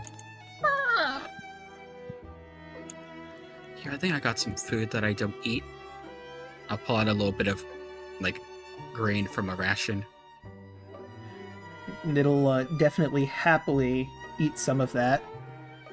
And I have some good news for you. So, the raven obviously can't speak. However, you have made the proper check to get this Ravencraft as your new familiar. I got a buddy. Yep, you got a little buddy. a little undead raven buddy, and I'm going to share its stat block with you. There's a familiar folder that you'll see it pop up in.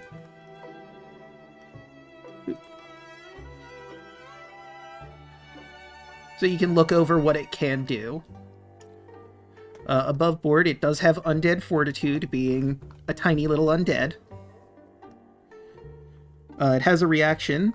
When a creature within 30 feet of the Ravencraft makes a death saving throw, the creature has advantage on the save. It's got a beak attack, and 2 times per day it has Harbinger of Doom. The Ravencraft lets out a wail of anguish, commingling with the croaking of ravens. One creature within 60 feet of it must make a DC 11 Wisdom saving throw. On a fail, they take 1d10 psychic damage, and has the Frightened condition until the end of its next turn. On a successful save, it just takes half as much damage.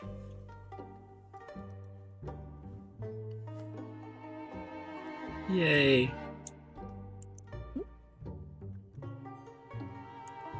And I'm gonna put him actually, or her, unclear. Actually, you know what? I'll roll a d2 for it. Slash 1d2.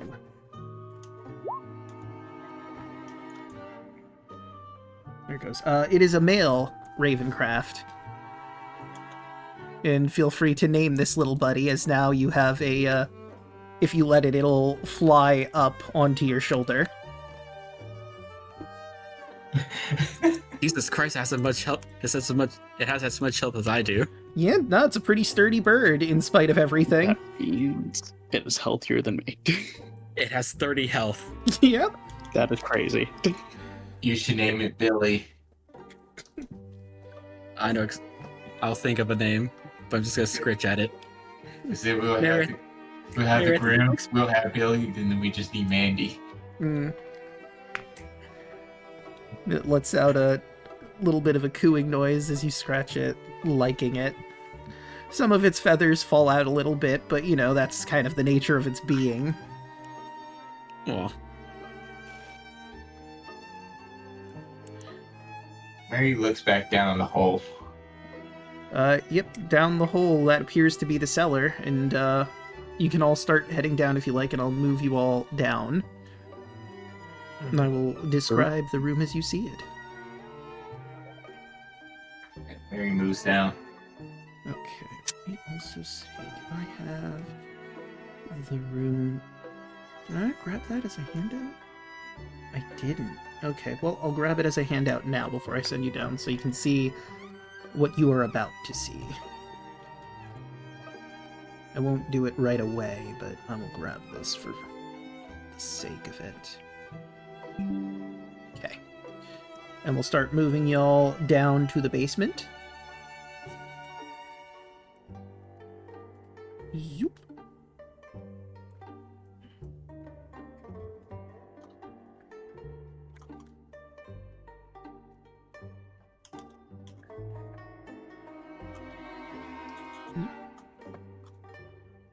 Yep. And move down. Moving down. Woo. And Oh. And immediately. yeah. Oh, but don't you worry. Let's see, where is it? So, a little bit of bad news here. As you make your way That's down what to the the bad- basement. Let me see. Can you check chat's view as well? Oh, yes. Good point, because I still have the Raven on there. And let's zoom out just a smidgen. There we go. Where are you?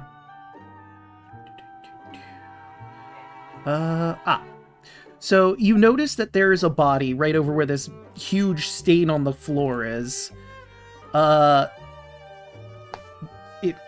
The body appears to have like a giant gash on the throat, and it's let me see. And his chest is gruesomely carved open. You can see his rib cage inside. You can roll a medicine check to see how this man died and properly investigate the corpse. Medicine for how he died, and then as you get closer, you would see some other things. Okay. Oh, that's a nat 20. God Yeah, I damn. think Gerard's got this. Yeah. Yeah, I'm what not the fuck gonna you got? touch it. Sorry. That's a nat 20! Well, okay. So, I'll start with Gerard, and then we'll show Cauldron's investigation. Gerard, you can determine that it appears like a knife, probably a kitchen knife, is what cut his throat, and that's why he's dead.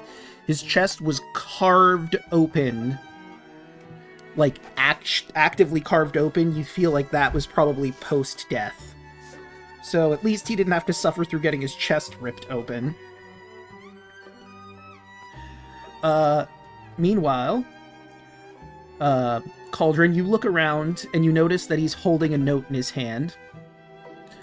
The note says, "Isaac, come meet me in the windmill cellar, where I used to hide when we played as kids, remember? I learned something amazing." And as you're...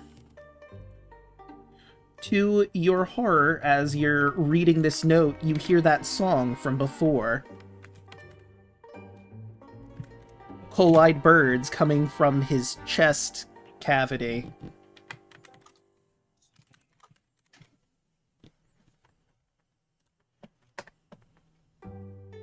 Wait. Sune, have mercy. Gerard just no second guesses is just going to like basically take his axe and basically just try to further pry open the rib cage to see where that song is coming from. All right. And let me grab... Let's see, that would be... Okay. I put it in the right place. As you do so, you get closer, and you see two black birds fly out of the chest cavity. You see this. As they let out some cawing and cackling, they begin to morph before your eyes. Let me see. Ah, yes. I'm gonna have to grab two things here.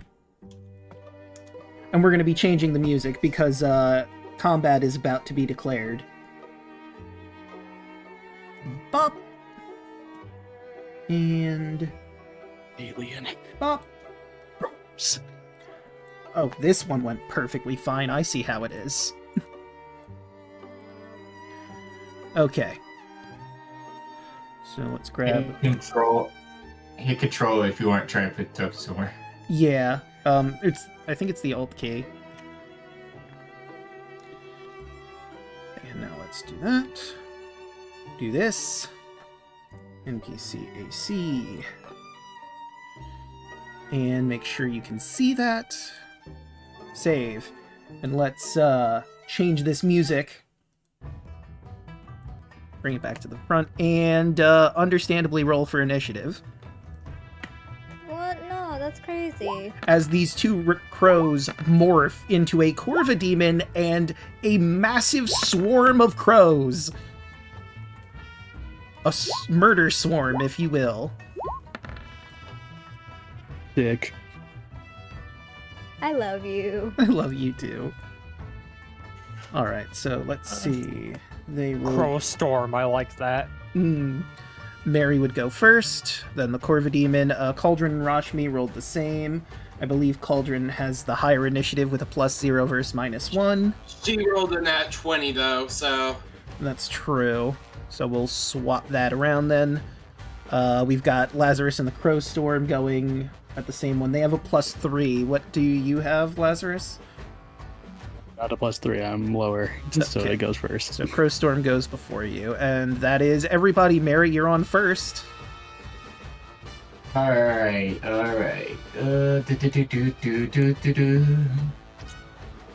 First thing first, you said this is a crow storm, correct? Yeah, it is a massive amount of crows swarming around. One became hundreds. Bonus action. Omen of Doom on that crow. Well, on the swarm. And Grim is going to be right here next to me. Okay. Let's grab Reaper. Pop him right there. Whoa, he's way too big. Okay, there we go. Also, he doesn't have his proper HP because he would have taken a long rest. There we go. And then for my action, Barry goes into the little bag of tricks, and she's going to toss on the other side of the Corva Demon a little fuzzball that's going to morph, and it was a D, I believe.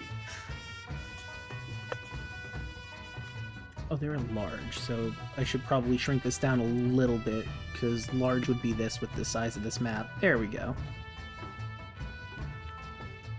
So D8? I believe so. Yes, it is D8.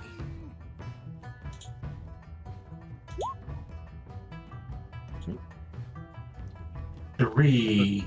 It's not a weasel, hopefully. 3 is not a weasel. 3 is a badger. Okay, let's grab the badger. Woo! Bop. What size is badger? I think he's tiny, actually. Yeah, he's a tiny beast. Bop. There we go. Alright, and now Grim and the badger will go.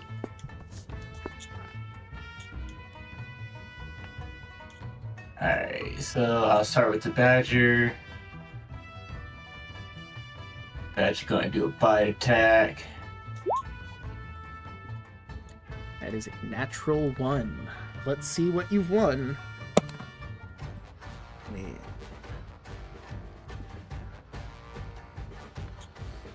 That wouldn't make sense, so it's just gonna be a miss. Oh, And also... then it's Do. Figured I would do it since no one else did. then Grim's turn.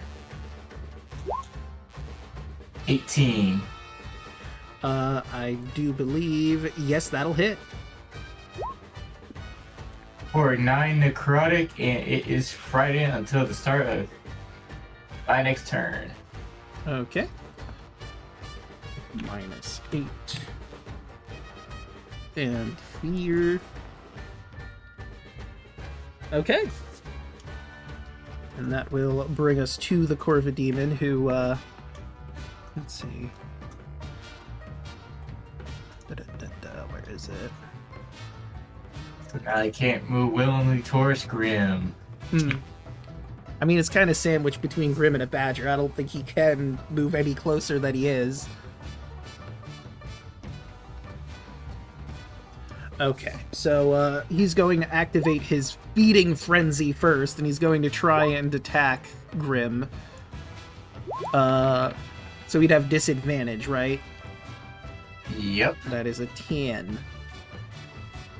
And then 1 claw attack. That is an 11. Oh, miss. Right, it lets out a shriek and starts to try and bite and slash at Grim, but he's too quick for it. Rush me!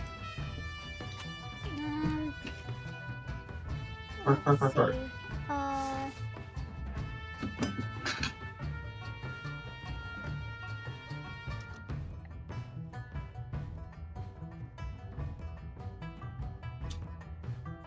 I don't like how things are going.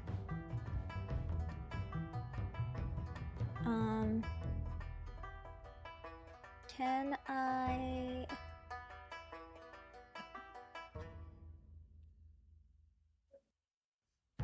Oh. I noticed something about the crow swarm that I read through. But it's not going to affect anyone but the familiar. So we're good.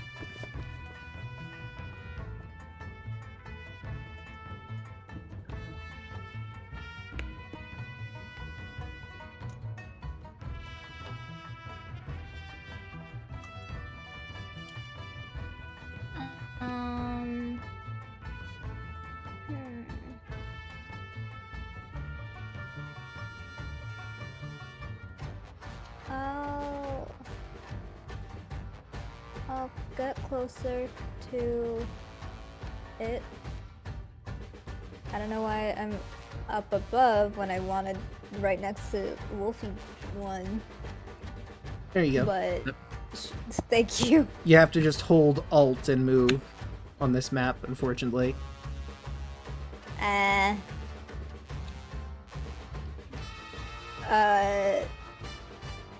I am debating on whether I should just bop it or if I should use Shield of Faith on the party. You could only use it on one person. And Shield of Faith is a bonus action. Yeah, so you could do both. Shield of Faith is a bonus action that you could put on someone, and then you could smack this thing if you wanted to do that. Okay. So who's getting the Shield of Faith? I know Anne isn't yet near, but also Anne is the one that breaks easily. This is Anne true. has a very, very high consistency of losing things. Therefore, get a Shield of Faith. You're +2. Giving Anne a So defensive right now. getting a solid 20. I will just two-hand bop it.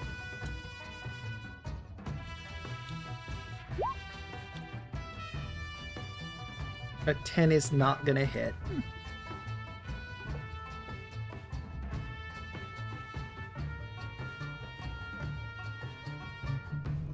We'll go with that shield for Shield of Faith. Right, and is that it for your turn? Yeah. Right, that'll bring us to Cauldron. Okay, this one's the daemon. Mm-hmm. Well, I'm gonna go ahead and tackle Zets. Understandable. You're gonna have to get a little closer. Let's see. Boop. There we go. Well, there we go. And you're flanking with Rush Me. Boop. There we go. There we go. Alt is my friend. Yes. Yeah, I didn't see the grid on there.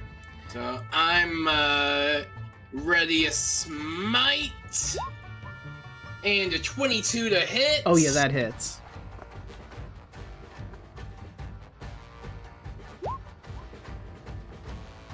Yes. 11, and so that'd be 16, not including this other one, so that is 12 slashing damage. Get a sizable chunk of this thing down. Oh wait, is the right? The 5 is because it's a fiend. So yes, that would take that. Yeah. All right, and is that it for your turn? And that turn. Right, that brings us to Anne. What's the plan? Alright. I have a feeling everyone's ignoring this giant crow swarm, so I'm gonna have to run in over here to Yeah, confront it. definitely ignoring the crows in the room. Alright. Don't worry, little raven buddy. Just stay with me. I'll keep you safe. And for my action... You know what? I'm not sure... Huh? Actually, I do know, sure. I'm gonna drop a moonbeam on top of the swarm. Okay. We'll make it a yellow. Good old Tribal Lune. Yep, can't beat the Tribal Lune, and that was the free hand, not what I wanted. I always forget it starts at free hand. DC 14 Conroy takes 11 radiant damage. Okay. And I forget how familiars work. Is it like you use a bonus action to have them to attack, I think? Yeah. Okay, so... Con save. That is an 8. It takes the full 11. Alright. It fails. So, what happens for a bonus action? A couple things trigger because I'm a gambler. Mm-hmm. Bonus action, I'm going to expend my current inspiration to gain 4 temp HP. And Alright. since this thing failed a saving throw, if it has a CR over 1, I regain inspiration. Let me see. Yep, its CR is over 1. Yep. So that consumes my bonus action, so the Raven just has to stay there. Alright. Unfortunately. Was the Raven, Wait, like, we on took your a long- shoulder still, or do you think it hops down? Yeah. It'll still be with me. Alright, If so I'll just whatever move him you over need to here. do. Yeah. And we did take a long rest, right? Yeah, you have a proper Yes. long Yes. rest. All right, there we go. Right, and that will bring us to the Crow Swarm, starting its turn in the Moonbeam, so it is at the Another con save. start, right? Yep. Yep. That is a 4. So roll that Moonbeam damage. 13. Oof. Alright, and I believe that takes it to... Yep, okay, so it's gonna have to do that. Let me see. You know what? High or low? Feeling high right now. Okay, that would be 13, I believe. Alright, so it's gonna move out of the Moonbeam to start.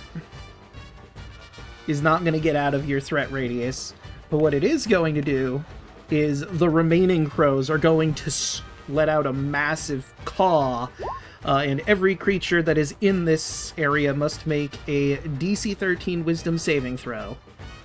And I will make the aura for this clear, because I did make an aura. It's everything within 30 feet of it. So everything in the yellow circle I've just made, which is everybody. Oh, fun. Including the Corva Demon, though, so... We'll see how that... And it's a wisdom save? Yes, Wisdom. The DC is 13. On a fail, you take 3d6s and be frightened. On a successful save, you just take the half. Rush me? Respectfully? How on earth did you roll so low? You have a +5. Oof. It's okay, the Corvid even failed as well. It's So true. both you and that crow are scared. Well, that badger is dead. It has 3 HP and I rolled 9 damage, so... Yeah. What's half a 9 will be That would be 5? 5, yeah. And then So, Rashmi, you take 9 points of psychic damage, and you are frightened. Of the crows. you said DC 13? Yeah, DC 13. And I gotta reduce the Corva Demon by 9. Badger's gone. it's psychic damage, right? Yeah, psychic. Sweet, I'm resistant to that. So nice. Right, so you cut that in Sorry. half. From that in half.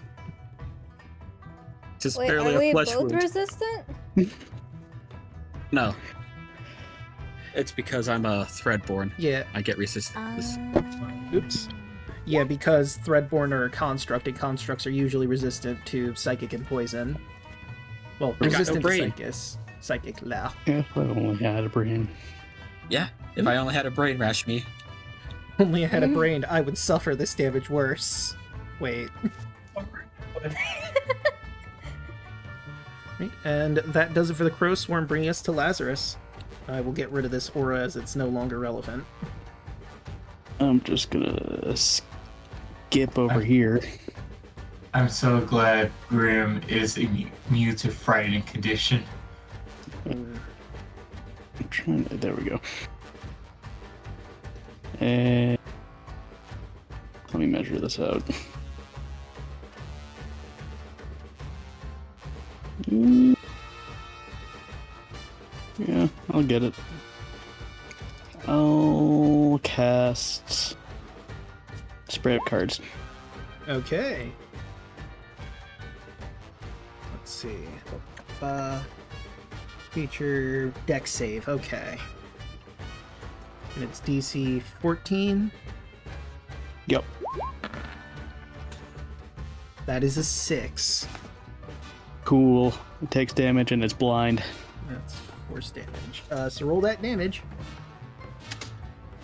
Let me get it. No, for some reason it didn't. Oh, wait, there we go. Never mind. 11. So that is an additional 11. How does that look And there, buddy? Blind. Lazarus is going to do like a little sleight of hand trick as he pulls some energy purple cards out of his sleeves. And just starts kind of shuffling them around, kind of like a gambler at like a blackjack table, as he just throws them out like Gambit, and they all explode into a gleaming, shining purple light. You manage to hit several crows in the swarm and they explode, bursting several next to them, and there's only a few left. But they are still very hostile. And blind. And blind, yes. And that'll be it. That'll bring us to Gerard. Okay. Since the swarm is right next to Gerard. So first things first. New ability. Gerard, you guys will see out of his pocket, he will pull this bottle that has this almost like reddish orange color to it, and he'll just kind of mutter, I hope I remember that I did this right. Oh well, bottoms up, and he's just gonna down whatever's in this bottle. And ladies and gentlemen, Blood Hunter subclass, Mutagen Craft. And specifically, I am chucking the Vermilion Mutagen. As long as this mutagen is active until a short or long rest, I gain an additional use of my Blood Maledict feature. Ooh. However, I have disadvantage on death saves. Hopefully I won't need to worry about that. Just don't die. Easy. Yeah, just don't go down. And then I'm gonna smack him with, I'm gonna smack the crows with my battle axe. That's 23. Yeah, it's gonna hit. That is 11 slashing damage. Right, how do you want to do this? Gerard will just start walking toward, he'll pop the potion and then just start walking towards the crows, and then like almost like picture perfect, we'll just start like doing, we'll just do like a big overhead swing of his axe and just somehow catch all of the crows that were swarming in one big swing. Right, you swing your axe and the crows just happen to line up at the perfect moment for you to cleave them all straight down the middle. And as these crows add their blood to what is left on the floor, the gore and feathers is all that remains. And he'll look at Marine to say, let's finish this. And that's my turn. And that will bring us to Mary. So because the crow swarm was the target of the omen, does Grim disappear? Yep. Right? Pop. Ooh. You want to carry Grim back or... Nah. Mary turns towards the swarm. I'm not swarm. The core demon. Mm-hmm. Bonus action. Zephyr Strike. Hey.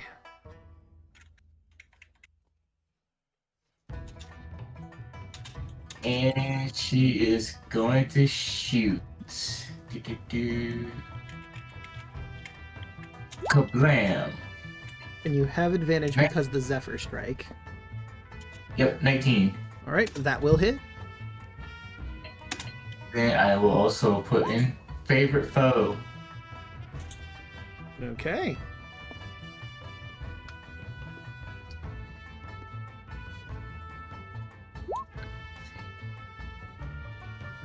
That's 10 damage. Then Zephyr Strike damage. For another 7. Okay.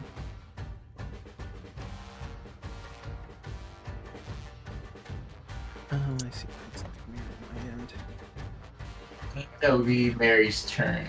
Right, and that will bring us to the core of the demon. Obviously, the source of its fear is gone, so no more fear.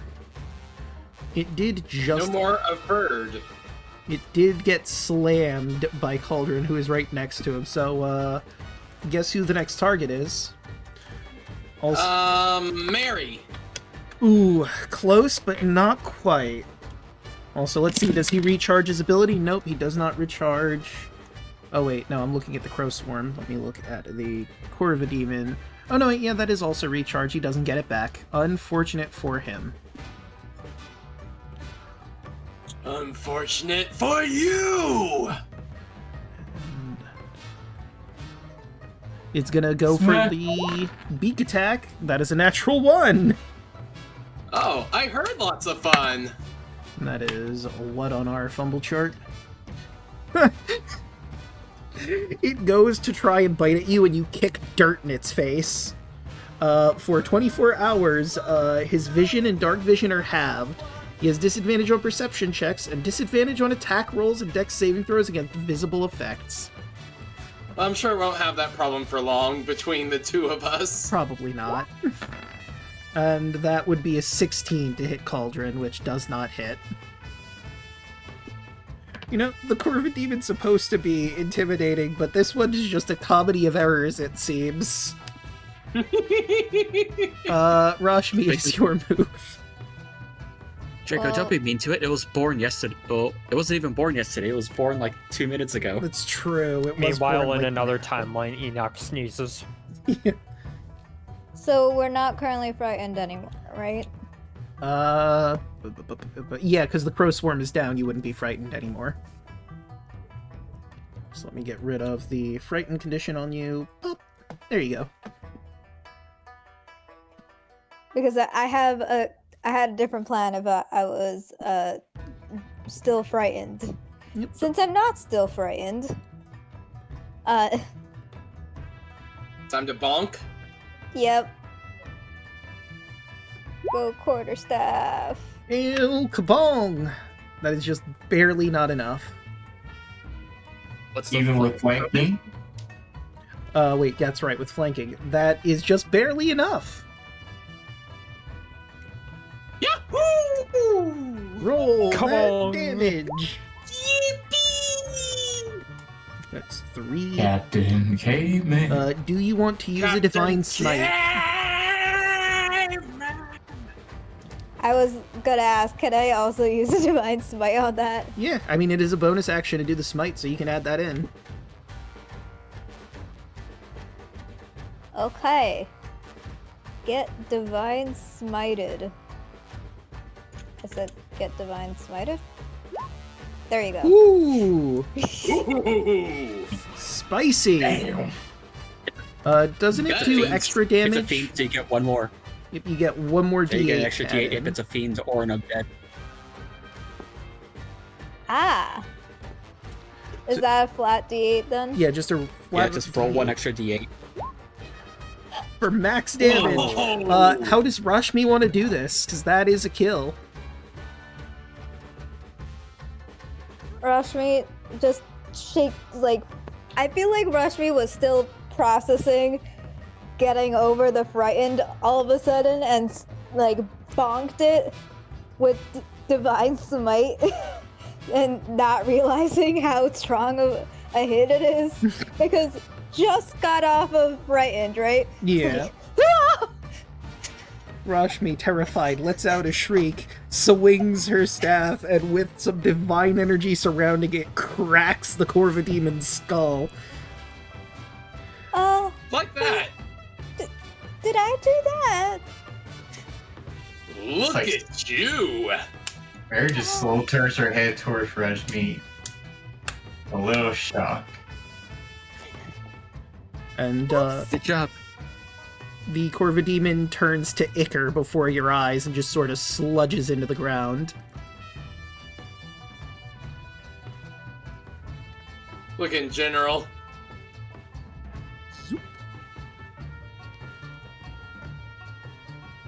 It's taking a bit for it to load for me.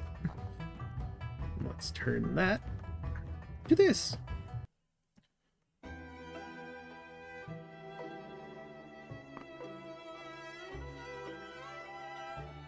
Huh. Whatever it is, it's not showing on my Good laptop. work, everybody.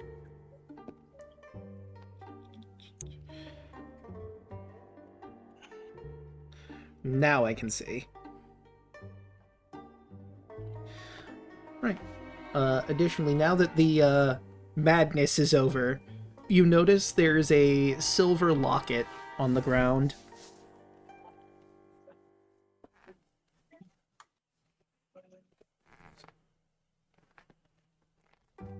Go pick that up. Okay. Zoop. All right, and you open it, and inside. Let me see. Oh, right, it's in that one. Do. Scroll on up to. There she is.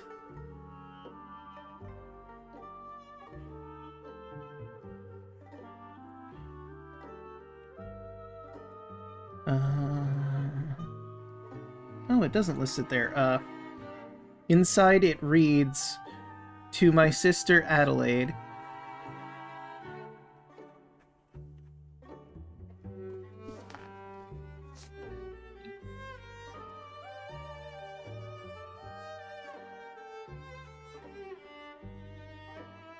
That's very unfortunate.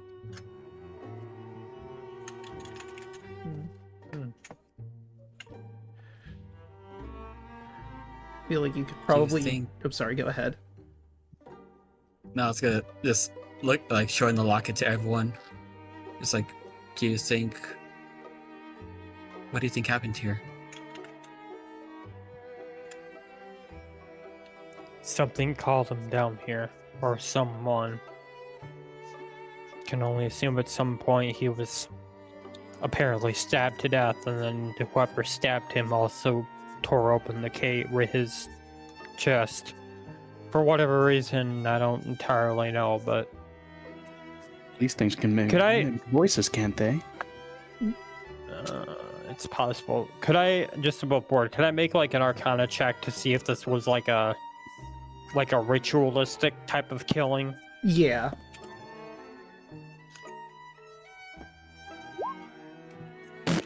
I don't know. Maybe. Yeah. It's kind of hard to tell. Anyone wants to? You could roll a flat intelligence check to maybe figure out what was happening. Oh, okay. 20. Right. Yeah, that'll do it. So, What do you think, What Mr. is- Lazarus? Lazarus, what you have learned thus far, Adelaide and Isaac would come down here to play. Considering the note that Isaac had in his hands that someone wanted to meet him here in the cellar, where they used to hide when they played as kids, it would be logical to conclude that Isaac's murderer is his sister Adelaide.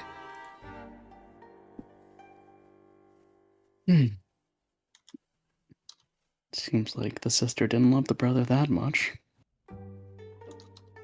Shame.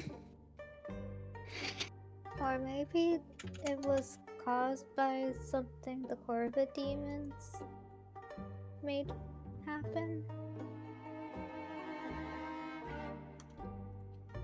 I'm gonna give They this. coulda- Oh, sorry, go they coulda- ahead. I was just gonna say they could have corrupted her, but in the end, I think Lazarus is right. She did end up killing him. Yeah, and I'll give this to you for free. Corvid demons can't write notes. Their hands are not developed for that sort of thing. You need opposable thumbs for that. They can speak common. I'm not Well? saying that the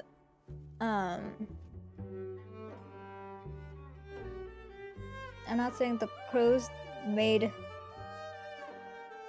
the person like wrote a note. I'm saying that the crows might have made her kill. It's a Thing is- possibility, but we don't know yet. It is a possibility, but there's also a possibility she's probably the reason why everything in this town started happening. But like, think about how people are getting suspicious amount of money all of a sudden to bring to the inn. And she killed her brother with ravens and crows. You wouldn't think she'd be the reason why the thing that's out in the cornfield is here. Who knows? Maybe she made a pact. Yeah, that's a possibility.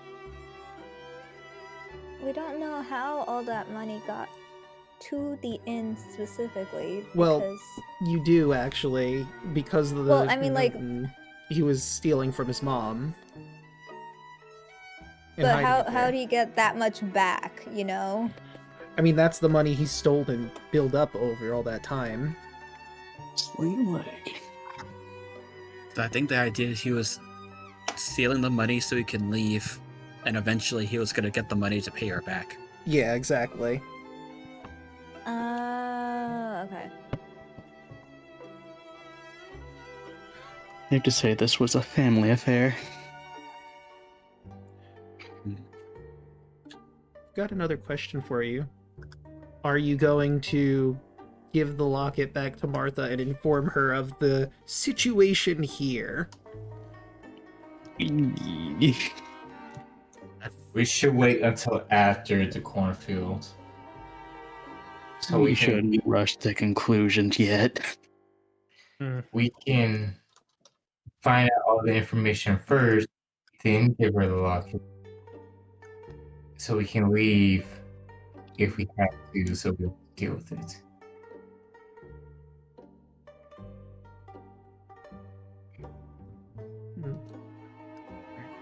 Is there any preparations that we need to make before, I guess, the next destination is the court?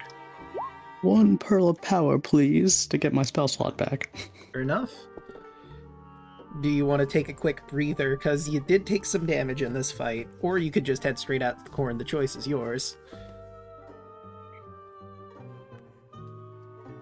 Do we want to take a short rest? I mean, I'm good, but we can take a short rest. Oh, Mary's good. Yeah, I'm good to go. I still have that extra. I still have my mutagen active, so I want to keep that. Fair. Alright then. I know Rashmi got hurt. Do you need to heal yourself, or? I can heal myself. I didn't get hit that hard.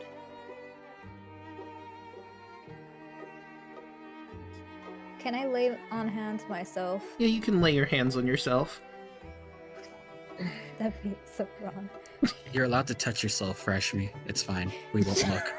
I mean, in front of everybody? Goodness. Jesus Christ.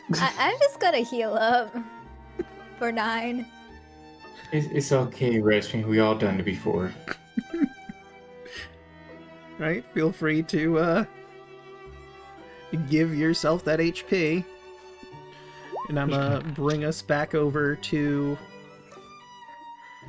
Rashmi is too pure for the world, so that feels just wrong. She's just gonna play the harmonica. I'll take an hour to cast ceremony and make. Or do I need material spell components for that one? For ceremony? For the holy. It's like silver dust, isn't it?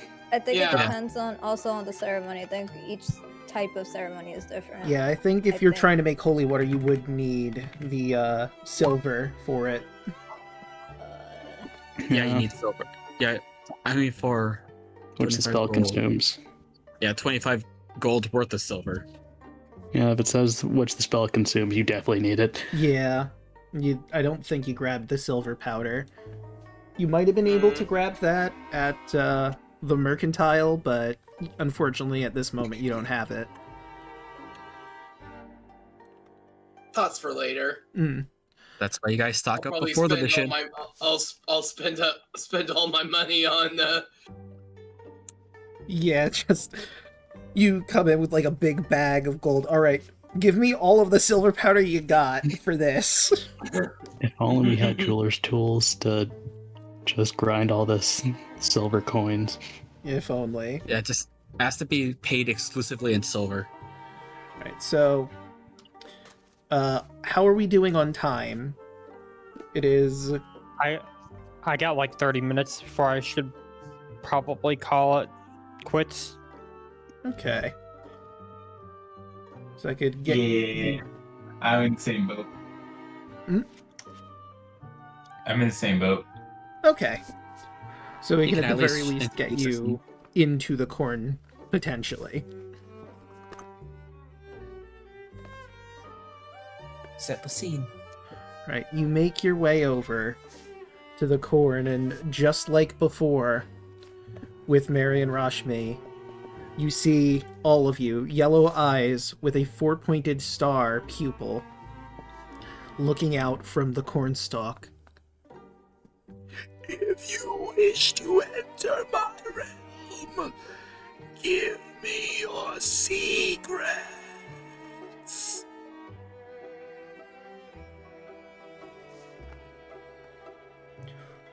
One person.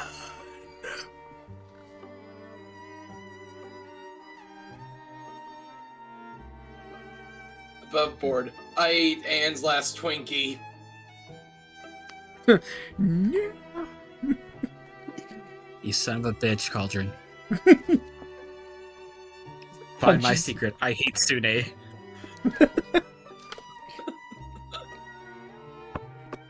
Damn. Right, so in universe, however, who wants to divulge a secret? Mary looks at the party and then looks back at him. I killed my husband. You feel George's eyes just kind of wander over to Mary.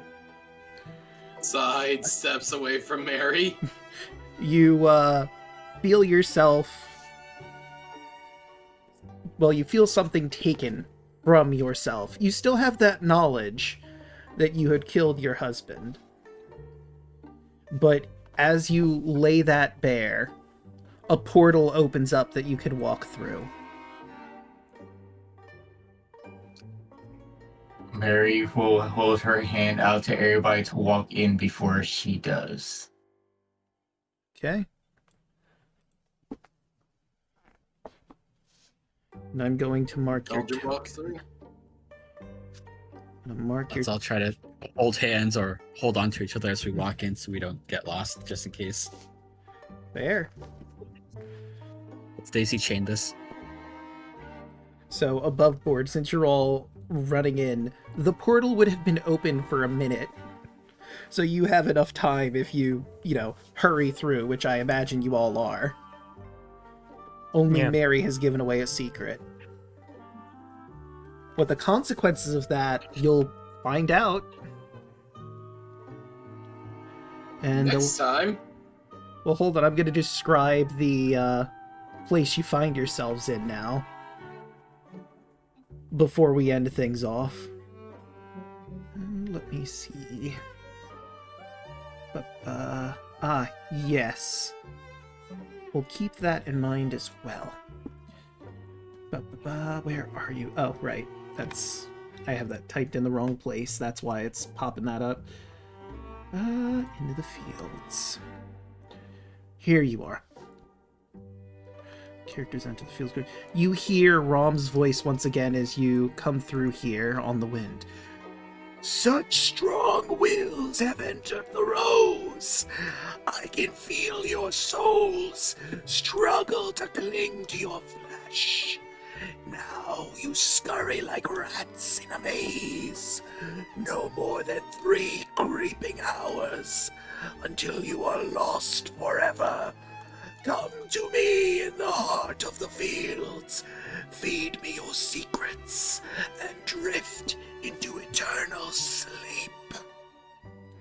You feel reality warp around you as you walk through the portal, and you awake in a walking nightmare. You see rows of corn as far as the eye can see. The moon in the sky different than it was before. No longer the sinister smiling moon, but an orange one, full, bathing the entire corn maze in this dark orange light. And as you find yourselves in this who knows how big corn maze in this demon's realm, that is where we will end things for the night. Oh, Sune, please tell me he's not going to be speaking the entire time we're in here. Maybe. I'm just gonna be using that for the remainder of when I'm in here. Actually, you know what? Before we properly end things off, because I might forget it otherwise, let me take a quick look-see and confirm what I'm pretty sure is correct. No, that's not that. We want the Threads of Fate. I will look at that real quick, because I believe there is something for someone here at the entrance of the corn. I'm pretty sure I'm right, but Gerard is the malediction thread, correct? I believe so, yes. Let's see. Let me double check. Cryptic, Hoshi. Yes. I've confirmed it, yeah. I looked in my notes. So, as you find yourselves in this infinite maze, Gerard, you hear something whispering to you from beyond the cornstalks. Not Raum. The knowledge you seek exists only beyond the stars. And as you hear that, your empty pages from the tome from before you came to Druskenwald begins to fill with demonic script, continuing the incantation listed inside. And the symbol of a shooting star appears upon it.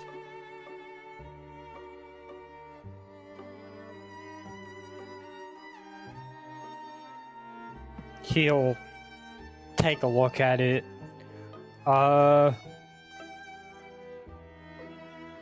Arcana? Yeah. I'm gonna say with... Okay, so 7.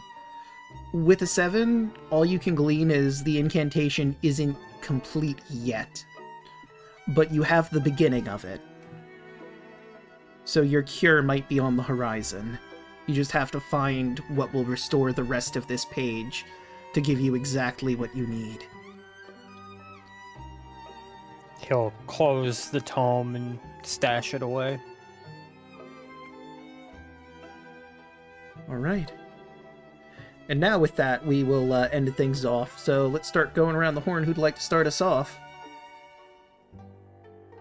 Hey, I'm Cryptic Side. You can find me at twitch.tv/cryptic_Cyogen. Saturdays I do World Domination Wrestling.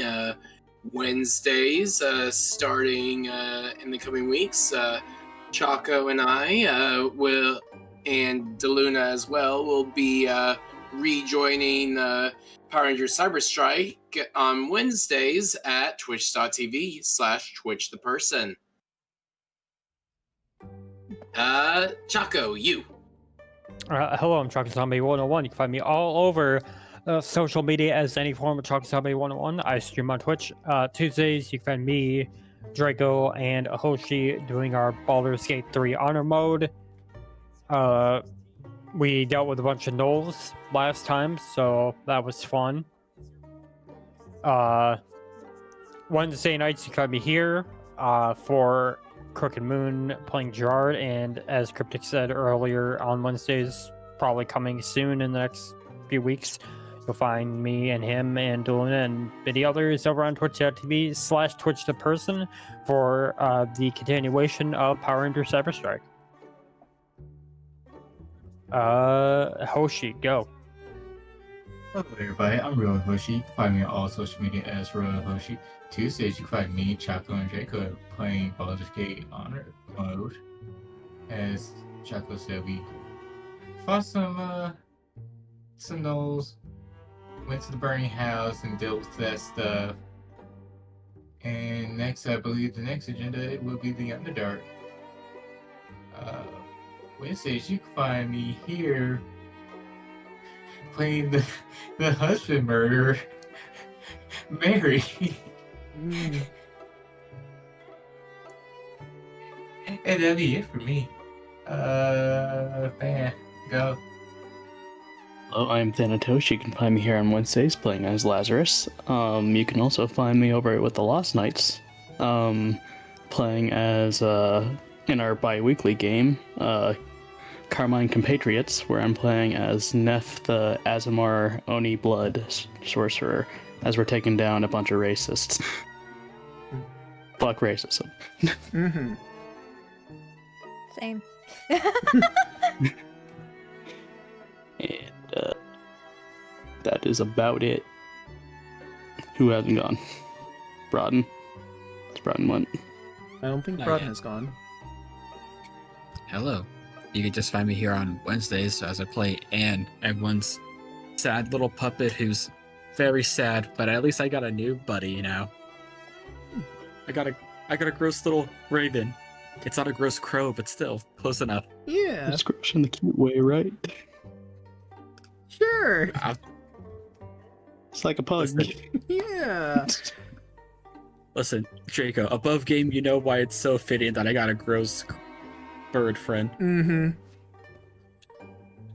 Yeah, Just be look. thankful you don't have a bird cage in your chest. Mm, I can make my chest a cage, but that's a different story. Mm. I'll I'll pass it over. I'll pass it over to Yelling. Edward. Yellow. I go by Yell Televan Low. And I usually do art. Today I did not because I wasn't feeling well, but I felt better enough for the stream, hence me joining the stream.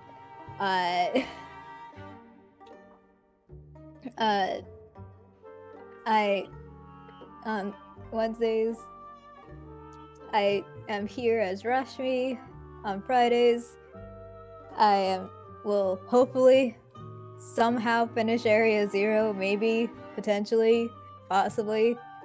How much longer do I have in Area 0, you think? Well, you're done with Draco? Area 0. You're doing the Wait. gym battles again.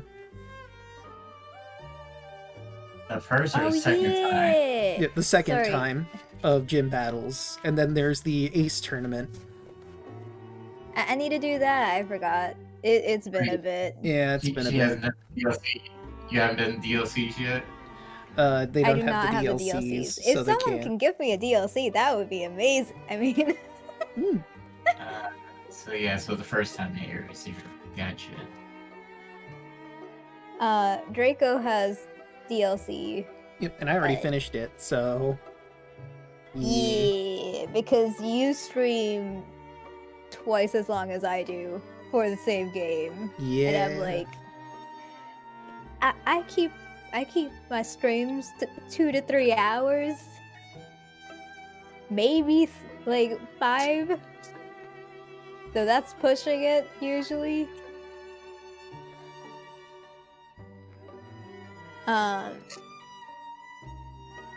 But Draco, on the other hand, Mm. while doing full-time work during the week, Yeah. I love him. I love you too.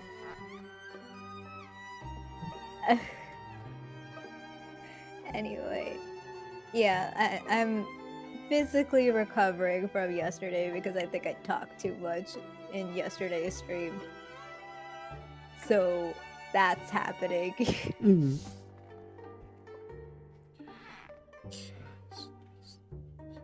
And I also want to Oops, sorry. I also went VR chat world hopping too, so that's also talking to people.